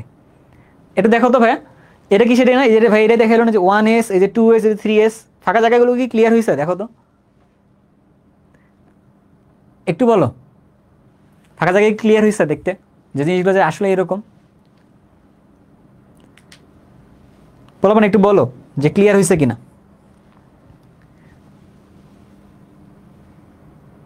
যদি ক্লিয়ার হয়ে থাকে তাহলে একটু ইয়েস বলে ফেলো আর কি। হ্যাঁ, ডান, ওকে। সো তোমরা সেটা নিজের ওটা সার্চ দিয়ে দেখতে পারো। 3S অরবিটাল নোটস দিয়ে সার্চ দিলে তুমি দেখতে পারলা যে এরকম ফাঁকা জায়গা করে থাকে। এটা হচ্ছে 1S। আমরা নর্মালি যদি আর্ট করি তখন দেখা যায় আমরা 1Sটাই আর্ট করি আর কি। বাট পরীক্ষায় কিন্তু যদি আমাদেরকে বলে টু বি স্পেসিফিক যে 2P আর্ট করো, 3D আর্ট করো, তো এইগুলো আর্ট করতে গেলে একটু ঝামেলা লাগতে পারে এরকম। সো এগুলো কিন্তু আসে, আবার এগুলো কাজে লাগে এরকম। তো যাই হোক, তা তোমাদের কাছে একটা ছোট্ট কাজ দিলে তোমার মন খারাপ করবা কিনা আমি জানি না, বাট আমি তো দিবই। ঠিক আছে, সেটা আসলে কি, যে যদি তোমাকে বলা হয় এখন 2P আর 3P এইটা আর্ট করতে হবে আর কি। 2P আর 3P এটা আর্ট করতে হবে, এটা তোমরা আর্ট করবা অ্যান্ড তোমরা হচ্ছে যে গ্রুপের মধ্যে সাবমিট করবা। অক্সিগেম লার্নিং হাব আমাদের যে গ্রুপটা আছে, সেই গ্রুপটা আমরা এই কমেন্ট বক্সের মধ্যে পেয়ে যাবা। তো এই গ্রুপটার মধ্যে তুমি গিয়ে সাবমিট করে দিবা আর কি। ক্লিয়ার? চেষ্টা করে দেখো, ভুল হোক ভুল হলে তো সমস্যা কিছু নেই, প্রয়োজন আমি আরেকটা ভিডিও করে ওটা ঠিক করে দিব না। হ্যাঁ, এটা। এবার আসো, এতক্ষণ যদি আমাদের কাছে সব কিছু ক্লিয়ার হয়ে থাকে, যদি সব কিছু আমাদের কাছে ক্লিয়ার হয়ে থাকে, এবার হচ্ছে আমাদের কাছে সহজ ভাষায় আরেকটু পড়তে যেতেছে আর কি, যে ইলেকট্রন তাহলে থাকে কোথায়, তাই না? ওকে, খুব ভালো একটা প্রশ্ন করছো, ইলেকট্রন তাহলে থাকে কোথায়? এই যে এই জায়গাগুলোর মধ্যে, যে জায়গাগুলোর মধ্যে এরকম এই যে ঘনত্বগুলো আছে, এই ঘনত্বপূর্ণ জায়গাগুলোর মধ্যে ইলেকট্রন থাকে, আর যে জায়গার মধ্যে ফাঁকা জায়গাগুলো ওর মধ্যে ইলেকট্রন থাকে না। বুঝছো? ক্লিয়ার হয়েছ? রেজওয়ান, কবির, রুম্মান, ক্লিয়ার হয়েছ কিনা? তারপরে আবার যদি বলি, এই পাশে ফিগারটার মধ্যে এই যে এই জায়গাগুলোর মধ্যে ইলেকট্রন থাকে, এই জায়গাগুলোর মধ্যে ইলেকট্রন থাকে, কিন্তু মাঝখানের জায়গার মধ্যে ইলেকট্রন নেই। ঠিক আছে? আচ্ছা, এবার আসো ম্যাগনেটিক কোয়ান্টাম নাম্বার, যেটাকে আমরা এম দিয়ে প্রকাশ করছি। সো এই এম মানে কি? এম মানে ছিল -L থেকে +L পর্যন্ত হইল এম, তাই না? এরকম। আচ্ছা, ধরো এল এর মানটাকে তুমি 0 পাও, এল এর মানটাকে তুমি 1 পাও, এল এর মানটাকে তুমি 2 পাও, এমন তুমি 3ও পাইতে পারো।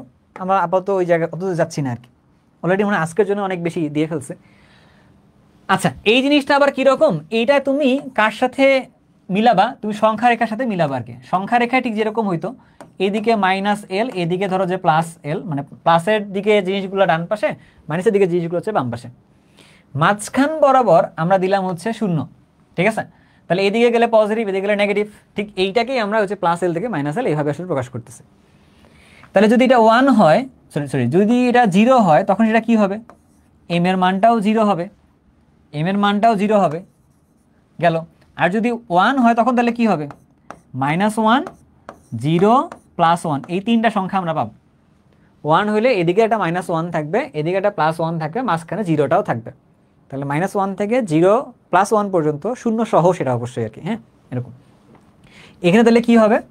এখানে হবে হচ্ছে -2, -1, 0, +1, +2, এরকমভাবে আমরা এম এর মানগুলো পাবো। ঠিক আছে ভাই? এম এর এই মানগুলো কি প্রকাশ করে, কি প্রকাশ করে চলো একটু দেখে আসি আমরা।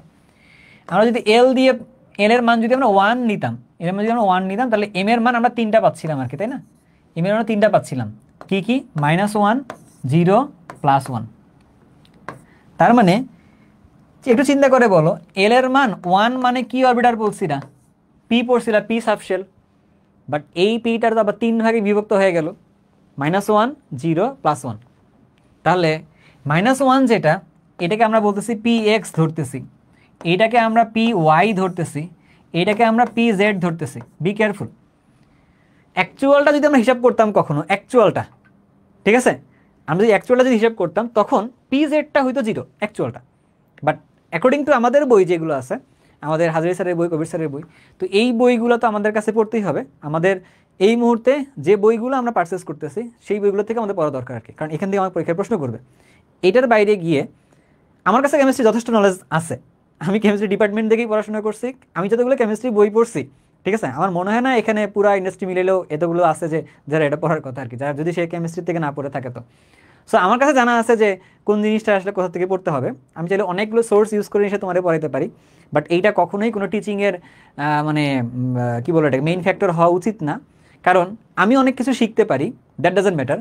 তোমার আসলে কী প্রয়োজন, আমার সাথে তোমাকে এইটাই দিতে হবে আর কি। অর্থাৎ তোমার লেভেলে নেমে তোমার কাছে জ্ঞান অর্জন করার জন্য যতটুকু তোমার কাছে জ্ঞান ভাণ্ডার আছে, ওইখান থেকে নিয়ে তোমাকে জিনিসগুলো আমাকে বোঝাইতে হবে আর কি। আমি ওইটা করতে চাই, ঠিক আছে। সো তোমার অনুযায়ী যদি বলি, তাহলে এরকম -1, 0, +1 নিচ্ছি, এই সিকোয়েন্সে লিখতেছি, এটা হচ্ছে px, py, pz, রাইট? অথবা কেউ কেউ pz, px, py এভাবে লিখতে পারো, বাট আমি বলবো যে যেটাতে তুমি লিখতেছো, পরীক্ষায় যদি তুমি যখন লিখবা, আমরা লিখে দেখাবো, তখন তুমি দেখবা যে কি ওই প্যাটার্নটা তুমি উল্লেখ করে দিবা যে আমি এই প্যাটার্নের মাধ্যমে লিখতেছি, তাহলে আর কোনো প্যারা থাকলো না। বুঝতে পারছো? ওকে, আচ্ছা, তাহলে আমরা এখানে 3টা প্যাটার্ন পাইছি। একটা হলো তাহলে এইটা পাইছি আমরা এখানে, এখানে আমরা এটা পাইছি। এখন এখন আমারে এইটা একটু খেয়াল করে দেখো ভালো করে। px, তোমার যেন কেউ কারো যদি মনে হয় যে ভাই এই আর্টটা একটু করে দেন, তাহলে যদি আপনি এতক্ষণ যেটা লিখছিলেন, আপনি এখন যেটা লিখলেন, আপনি এই জায়গায় যেটা লিখে আসলেন, এই জায়গায় আপনি দেখেন ভালো করে যে আপনি শুধুমাত্র y এক্সিস বরাবর এটা দিছিলেন, বাট আপনি তো এখন বললেন p হচ্ছে 3 ভাগে বিভক্ত, বাট এই 3টা পড়া লাগবে। তো 3টা তো আমিই পড়াইলাম, তাহলে 3টা ভাগে করাই দিই একটু। এটাতে তো খুব একটা দেরি হওয়ার কথা না, তাই না?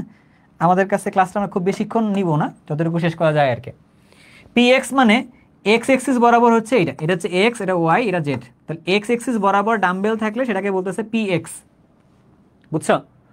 আর যদি ওয়াই এক্সিস বরাবর ডাম্বেলটা থাকে, আর যদি ওয়াই এক্সিস বরাবর যদি ডাম্বেলটা থাকে, যদি ওয়াই এক্সিস বরাবর ডাম্বেলটা থাকে তখন সেটাকে আমরা কি বলি? পি ওয়াই বলি আর কি। ওয়াই এক্সিস বরাবর ডাম্বেলটা থাকলে তখন সেটাকে আমরা বলি হচ্ছে পি ওয়াই বলি, তাই না? আবার যদি আমরা জেড এক্সিস বরাবর যদি ডাম্বেলটাকে দিতাম, যদি আমরা জেড এক্সিস বরাবর যদি ডাম্বেলটাকে দিতাম, জেড এক্সিস বরাবর এক্স ওয়াই জেড, তখন তখন তখন এই জায়গায় এটা হইলো তখন পি জেড হইতো আর কি। ক্লিয়ার হয়েছে কিনা বলো তো? যদি আমাদেরকে কখনো বলে এটা P X P Y P Z, এগুলোকে সুন্দরভাবে অঙ্কন করতে হবে, পারবো কিনা বলো? পারবো? এক্সপ্রেশন অনেক ক্লিয়ার? ওকে, ঠিক আছে, খুবই ভালো। চেষ্টা করতেছি আস্তে আস্তে কথা বলার, আমি এমনিতেও খুবই আস্তে আস্তে কথা বলি। তো এই আস্তে আস্তে কথা বলার সাথে একটু অ্যাকাস্টম হইও, কারণ আমি আবার এরকম করেই কথা বলতে পারবো, কথা বলা আসলে চেঞ্জ করতে পারবো না।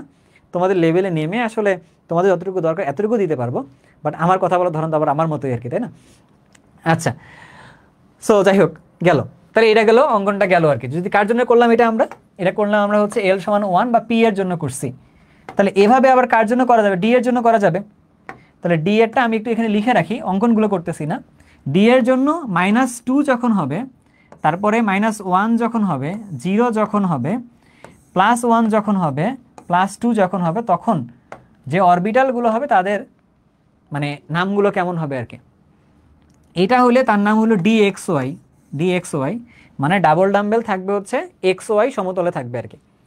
এইটা থাকবে হচ্ছে ডি ডি ওয়াই জেড, এটা হলো ডি জেড এক্স, এটা দিলাম হচ্ছে D X square Y square, এটা হইল ডি জেড স্কোয়ার, ঠিক আছে? বাট অ্যাকচুয়াল হইলে ডি জেড স্কোয়ারটা 0 হইতো আর কি, ডি জেড স্কোয়ারটা 0 হইতো যদি অ্যাকচুয়ালটা আমরা পড়তাম। তো গেল। সো তার মানে আমাদের কাছে এই জিনিসগুলো আছে, আমরা একটু জিনিসগুলোকে জেনে রাখবো বা শিখে রাখবো। সো এগুলো নিয়ে অঙ্কন করা বা এগুলো ডিটেলসে যাওয়া সময় আমাদের হাতে এখন অনেক আছে, বাট আমরা জাস্ট ফাউন্ডেশনটাকে ক্লিয়ার করতেছি যে কোন লেভেল পর্যন্ত আমাদের যাওয়া লাগবে, ওই লেভেলে দাঁড়ানোর জন্য আমার কতটুকু আসলে বেস লাইন থাকবে আর কি, বুঝতে পারছো? তো তুমি আমার কাছেই পড়ো বা অন্য কারো কাছে পড়ো বা যেখানেই পড়ো বা ভবিষ্যতে তুমি যেখানেই যাও, তোমার এই বেস লাইনটা দেখবা যে অনেক কাজে লাগবে, বুঝতে পারছো? ওই উদ্দেশ্যে কাজটা করো।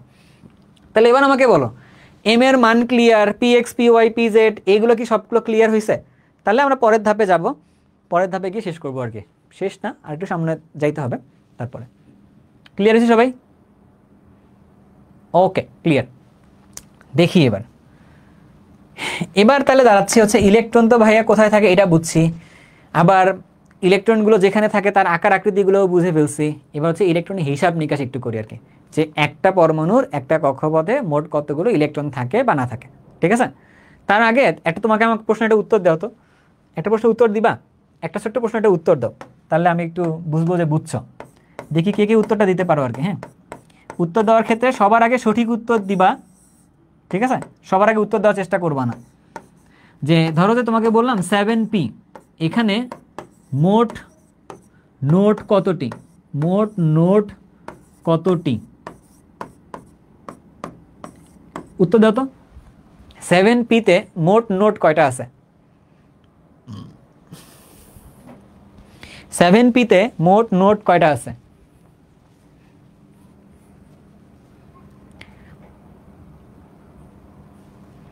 সেভেন পিতে মোট নোট কয়টা আছে?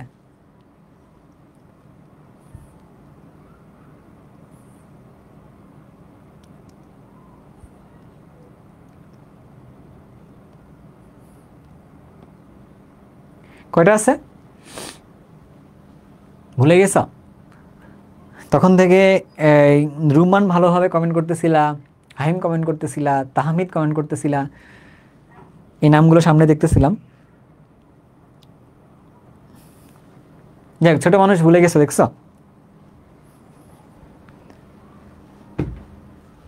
এটা কি বেশিক্ষণ ক্লাস হয়ে যাওয়ার কারণে ভুলে গেছো সবকিছু এরকম? একটু একটু অভ্যাস বাড়াইতে হবে, যে প্রায় টানা 1.5 ঘন্টার মতো যেন তোমার মানসিকতা যেন থাকতে পারে, এরকম একটু কন্টিনিউ রাখতে পারলে ভালো। হ্যাঁ, এটা রাখিও আর কি এই জিনিসগুলো। কি বলছিলাম, মোট নোট কেমনে বের করে? এই যে মোট নোট হচ্ছে n-1 দিয়ে বের করা যায়। এই যে n-1 দিয়ে মোট নোট সংখ্যাটা বের করা যায়। তার মানে কি, এইখানে 7p বলছে না, তাহলে n এর মান হচ্ছে এখানে 7, তাহলে মোট নোট কত হবে? মোট নোট 7 মাইনাস সুন্দর একটা 1 করলে 6 আসে। হ্যাঁ, দেখছো? তো মোট নোটের সংখ্যাটা আসলে বের করতে পারাটা একটু দরকার আছে আর কি এগুলা। তো যাই হোক, ডিসঅ্যাপয়েন্টেড হওয়ার কোনো সুযোগ নাই, বাট তোমরা যে চেষ্টা করতেছো এইটাই অনেক কিছু আর কি, বুঝতে পারছি? এই যে ফাহিম অলরেডি বলে ফেলছে, কোনো সমস্যা নেই। এবার একটু আসি আমরা ইলেকট্রনের সংখ্যার মধ্যে যাই বা ইলেকট্রন হিসাবের মধ্যে যাই। এখন একটু ভালো করে খেয়াল করিও, আমাদের কাছে কোয়ান্টাম সংখ্যা ছিল 4টা, n, l, m আর হচ্ছে s, 4টা কোয়ান্টাম সংখ্যা ছিল আর কি, তাই না? তোমাদের কাছে এটা অলরেডি এসএসসিতে তোমরা পড়ছিলা, বাট এটার একটু হালকা এক্সটেন্ডেড ভার্সন এটা, বাট অনেক গুরুত্বপূর্ণ এই জিনিসটা আর কি। এন এর মানটা ধরো তোমাকে বলে দিলাম হচ্ছে 3, মানে 3 নাম্বার কক্ষপথ। তাহলে এন এর মান যদি 3 হয়, তাহলে এল এর মান 3টা হবে, 0 হবে, 1 হবে আর 2 হবে, কারণ 0 সহ n-1 পর্যন্ত হিসাব করতে হয়, করলাম। তাহলে এই 0 মানে কি? এই 0 মানে হইল 3s। 3s কেন?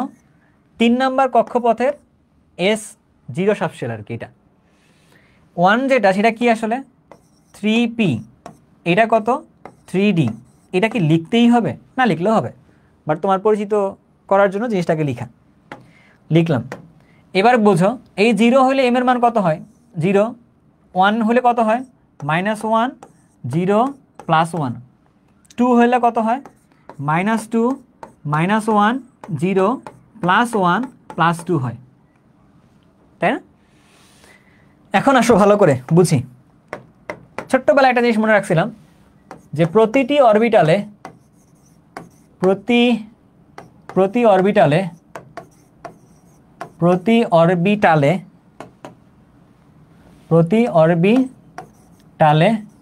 2টি করে ইলেকট্রন থাকে, 2টি ইলেকট্রন থাকে, 2টা, তাই না? তাহলে এই যে 0 নামে যে একটা অরবিটাল আমরা পাইলাম, 3s অরবিটালটা, এখানে কয়টা ইলেকট্রন থাকবে? 2টা থাকবে।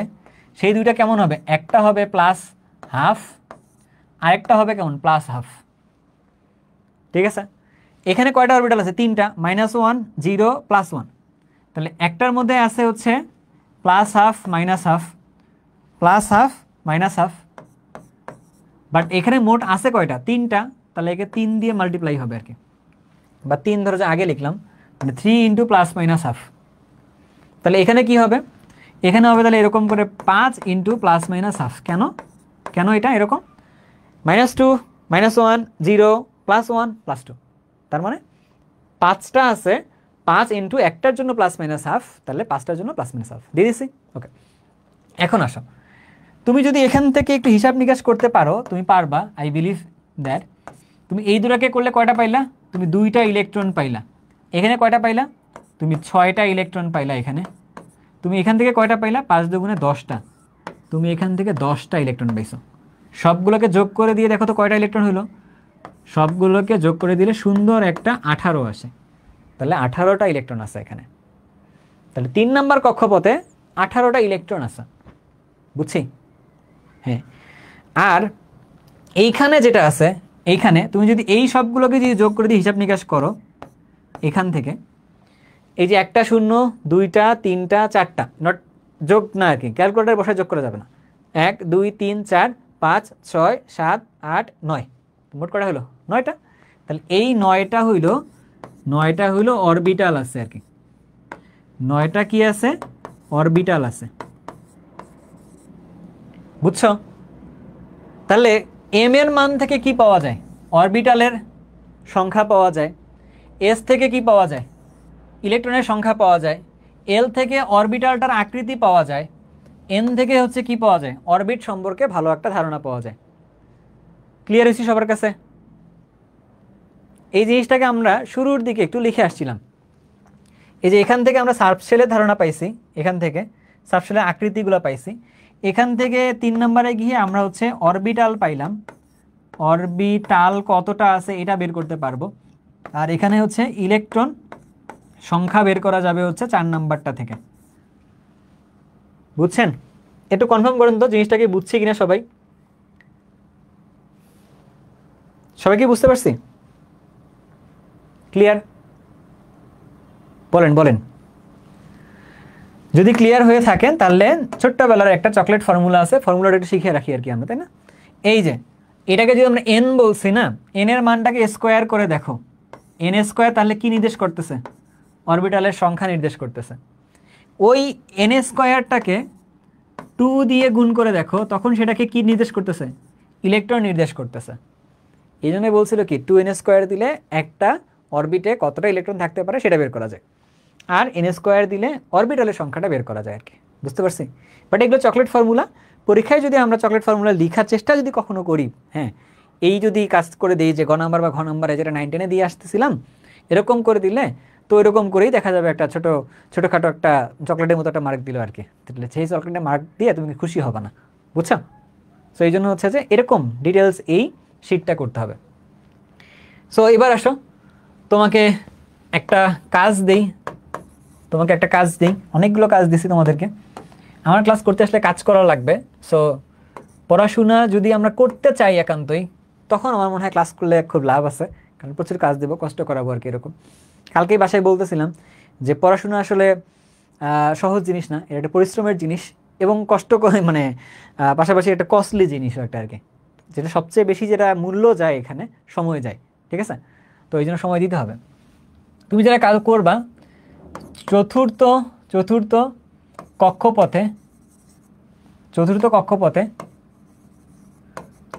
কক্ষপথে মোট ইলেকট্রন হিসাব করবা, মোট ইলেকট্রন সংখ্যা কতটি এইটা হিসাব করবা।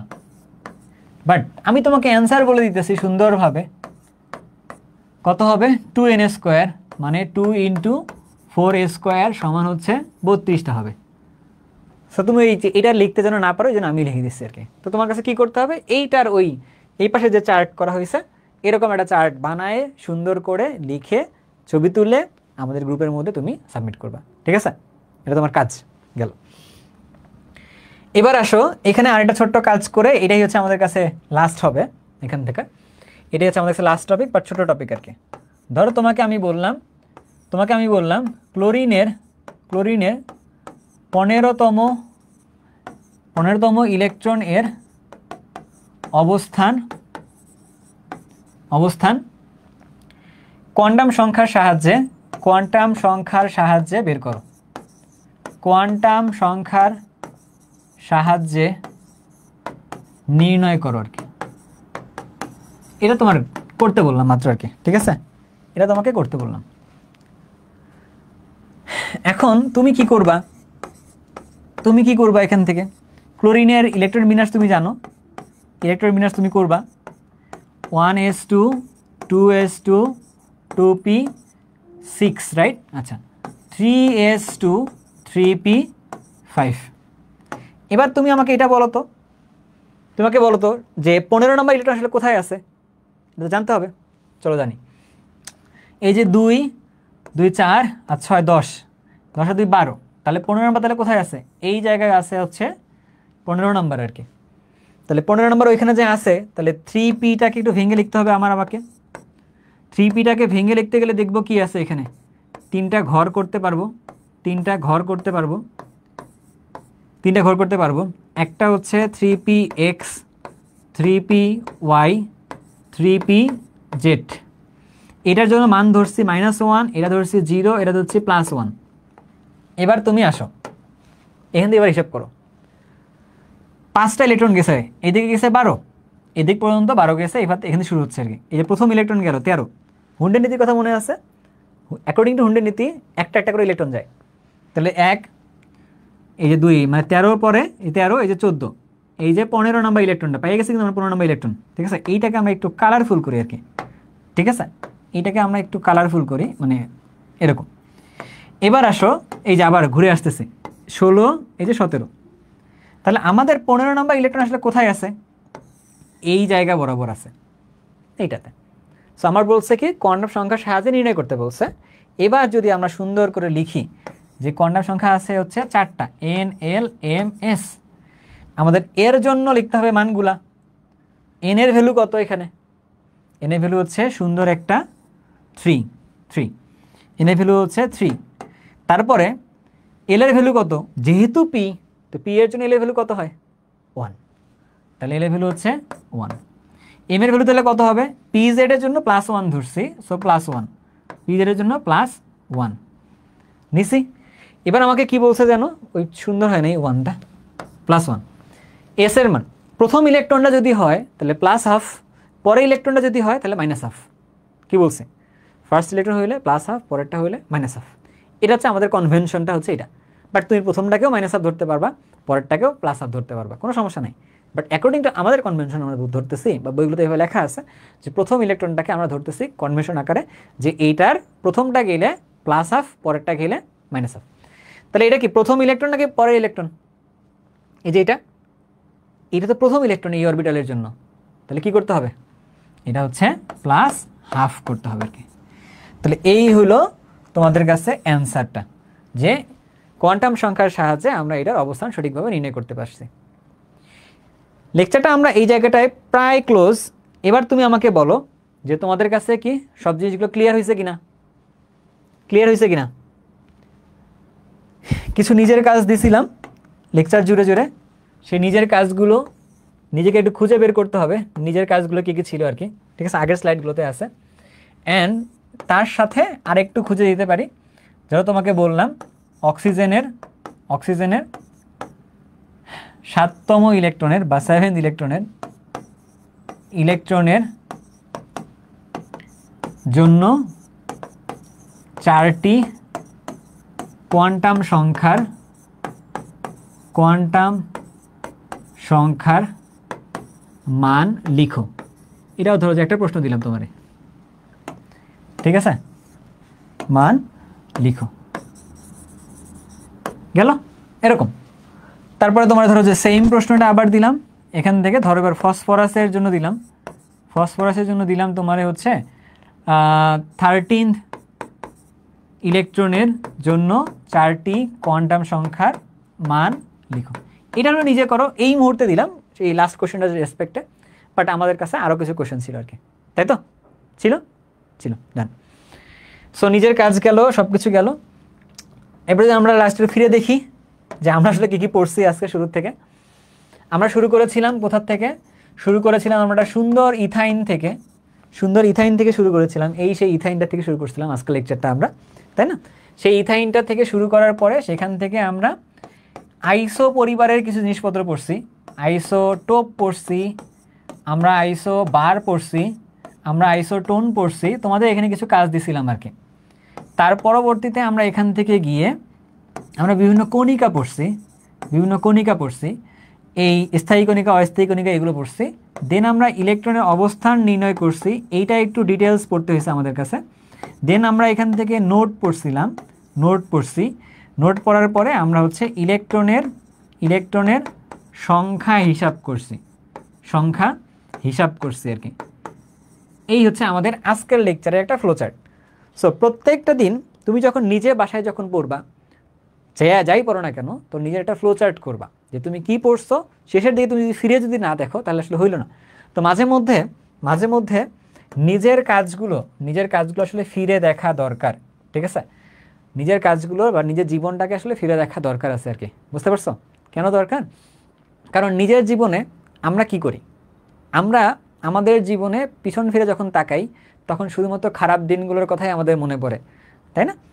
এটা কি আমার সাথেই শুধু হয় নাকি তোমাদের সাথেও হয় জানি না, তবে আমার সাথেই শুধুমাত্র মনে হয় আর কি। তো খারাপ দিনগুলোর কথা মনে পড়ে, তো তখন কষ্ট পাই, এই জন্য আর পিছন ফিরে তাকানো হয় না যে আমার আসলে কি বা কেমন সময় চলতেছে বা এটা কেন আমার সাথেই যাচ্ছে। তো এই জিনিসগুলোর থেকে বের হওয়া আসলে হয় না আর কি। তো এই জন্য আমরা কী করি, নিজের কপালকে আসলে দোষ দিই যে আমার এটা কপালের দোষ, আমার ভাগ্যের দোষ, এটা আমার দ্বারা আসলে আমার জন্য এতটুকুই বরাদ্দ ছিল। সো আমার কপালটাই মনে হয় এরকম খারাপ, বাট অন্যটা আসলে খুবই ভালো আর কি। বা জিনিসটা আসলে এরকম টাইপের না। তুমি পেছন ফিরে তাকাইলে তুমি দেখবা লাইফ আসলে কীরকম ফ্লাকচুয়েশন করতেছে, কীরকম হয়, ওঠা নামা আছে আর কি, কখনো উপর কখনো নিচে, কখনো উপর কখনো নিচে, কখনো উপর কখনো নিচে। তার মানে কখনো তুমি ভালো ছিলা, কখনো তুমি খারাপ ছিলা, কখনো তুমি ভালো ছিলা, কখনো তুমি কি ছিলা, খারাপ ছিলা আর কি। তো এই জন্য পেছন ফিরে তাকাইলে তোমার যেগুলো ভালো মোমেন্ট আছে সেখান থেকে তুমি ইন্সপায়ার্ড হতে পারো যে না, তোমার লাইফ তোমাকে অনেক সুন্দর সুন্দর কিছু জিনিসপত্র দিছে। আবার তোমার যেগুলো খারাপ মোমেন্ট আছে তো সেখান থেকে তুমি শিক্ষা নিতে পারো যে এই খারাপ মোমেন্টগুলো পরবর্তীতে আসলে আমি এটাকে কীভাবে ডিল করবো আর কি, এরকম। সো যদি লাইফ এক কথাই বলি, লাইফ আসলে ফ্লাকচুয়েট করে বা ফ্লাকচুয়েশন লাইফে আসে, এইটা হলো মূল ব্যাপার।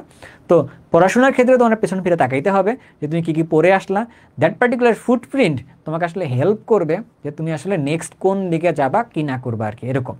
বুঝতে পারছো ঘটনাটা? তাহলে একটু সবাই বলে ফেলো তো সব কিছু কেমন লাগলো, বুঝলা কেমন, কতটুকু বুঝলা? তাহলে লেকচার এখানে শেষ করবো। আর আমাদের সাথে কানেক্ট হওয়ার জায়গাটা হচ্ছে এরকম, oxygame.net আমাদের ওয়েবসাইট। তুমি সেখান থেকে গেলে আমাদের যে ফাউন্ডেশন ফ্রি কোর্সটা আছে, তুমি সেখান থেকে যারা যারা এখনও এনরোল হও নাই, তুমি সেখান থেকে গিয়ে রিকোয়েস্ট করবো, রিকোয়েস্ট মানে তুমি এনরোল করে ফেলো। কারণ এই 7টা ক্লাসের পরে আমরা একটা তোমাদের কাছে এক্সাম নিব, হ্যাঁ, অলিম্পিয়াড একটা এক্সাম নিব, যে এক্সামের মাধ্যমে আসলে কিছু পুরস্কার থাকবেও। পুরস্কার আসলে যেটাই হোক না কেন, একটা লাইভ করে এসে তোমাদের নাম বললে ওটাও পুরস্কার হতে পারে, বাট পুরস্কার কিছু না কিছু থাকবে। ফেসবুক গ্রুপটা হচ্ছে আমাদের অক্সিগেম লার্নিং হাব, সেখান থেকে তুমি তোমাদের কাজগুলো জমা দিতে পারবা। আমাদের পেজের সাথে কানেক্ট থাকলে প্রতিদিন কিছু কিছু অ্যাক্টিভিটিস থাকে, তুমি এখানে থাকতে পারবা। তাহলে তোমার ফেসবুকের টাইমটা আমরা ভালোভাবে ইউজ করতে বলতে পারবো আর কি এটা। আর ওয়েবসাইটের ভিতরে ঢুকলে তুমি দেখবা যে এই কোর্সটা আছে, সেখানে আছে কেমিস্ট্রি ফাউন্ডেশন কোর্স। আর উপরের কর্নারে খেয়াল করছো কিনা জানি না, এখানে আমি সিএফসি লিখছি, chemistry foundation course. So CFC নাম দিয়ে হয়তো তোমার কাছে স্লাইডটাও যাবে, তুমি দেখবা। এই আর কি, আর কিছু বলার নাই। Last but not the least, আজকের লেকচারের শেষে ছোট্ট একটু কথা, your confidence grows as clarity grows, start small and think deep. So আমাদের এই ফাউন্ডেশন কোর্সের যে ক্লাসগুলো হচ্ছে বা হবে, তো এই জায়গাটায় প্রত্যেকটা দিন তোমার আগে যে সকল নলেজ ছিল তোমার এসএসসির মধ্যে, সেই নলেজটাকে নিয়ে আসা হবে, হ্যাঁ, টান দিয়ে নিয়ে আসা হবে, যাতে করে তোমার একটু একটু করে বেসিকগুলো ক্লিয়ার থাকে। আরেকবার যেন তোমাকে রিভার্ট দেওয়া যায় এরকম টাইপের, কারণ তুমি আবার পড়াশোনা করতে বসতেছো এইচএসসির মধ্যে। অ্যান্ড এই জার্নিটা আসলেই সহজ জার্নি না, যে যতই কথা বলুক না কেন, এটা কখনোই সহজ জার্নি না, এটা কঠিন জার্নি একটা। বাট এই কঠিন জার্নিটাকে সহজ করার জন্য তোমার কাছে যেটা লাগবে, প্রত্যেকটা জিনিস নিয়ে আমার কাছে মনে হতেছে তোমার ক্ল্যারিটি থাকাটা খুব বেশি ইম্পর্টেন্ট আর কি, ঠিক আছে? সো ক্ল্যারিটি অ্যান্ড ক্লিয়ার দুটোর মধ্যে কিন্তু অনেক পার্থক্য আছে, আজকে চাইলে তোমরা একটু সার্চ দিয়ে দেখতে পারো। বাট আমি তোমার এটাই বলবো যে তুমি ছোট ধাপ নিয়ে আসলে শুরু করো, এই ফাউন্ডেশন কোর্সে 7টা ক্লাস শেষ করো, দেন তুমি আসলে তোমার বইগুলো আস্তে আস্তে নতুন বই হাতে পেলে পড়ার চেষ্টা করে দেখো যে তুমি আসলে বুঝতেছো কি না, এরকম। আর তোমরা যার সাথে অ্যাটাচ হয়ে পড়তে চাও, সেটা তোমার অফলাইনের টিচার হতে পারে, অনলাইনের টিচার হতে পারে, তো যার কাছেই পড়তে চাও শুরু করতে পারো। বাট এখন না, আগে বোঝো তোমার কি শুরু করা লাগবে আর কি। কথা আবার রিপিট করি, এখন শুরু করবো না, আগে আগে দেখবা তোমার কি শুরু করা লাগবে। আমি যদি না বুঝি যে আমার এই মুহূর্তে কি খাইতে হবে, তাহলে আসলে খাবার সামনে নিয়ে বসে লাভ নেই, বুঝতে পারছো? তো অবশ্যই আগে তোমার নিজের প্রয়োজনটুকু বুঝো, আগে তোমার নিজের লেভেলটুকুকে বুঝো, তখন তুমি দেখবা কাজ করতে পারবা। সো আজকে এই পর্যন্তই। সবাইকে অক্সিগেমে আমন্ত্রণ জানায়, সবার পথে, তোমাদের স্বপ্নের পথে তোমাদের আগায় দিতে চাওয়ার আমার যেটা চেষ্টা, তো ওই জায়গাটাই আজকে এখানে শেষ করতেছি প্রথম লেকচারটা। নেক্সট লেকচারটা আমাদের রুটিন অনুযায়ী আসবে, পরের লেকচারে আবার আমরা দেখা করব। তো ওই লেকচারটা থাকবে হচ্ছে আমাদের অন্য একটা কিছু, আজকেটা ছিল পরমাণু, দ্য অ্যাটম। নেক্সট লেকচারে কী থাকতেছে, তো সেটা নেক্সট লেকচারেই দেখা সাক্ষাৎ হবে আর কি। তো সবাই ভালো থাকো, সুস্থ থাকো, আল্লাহ হাফেজ।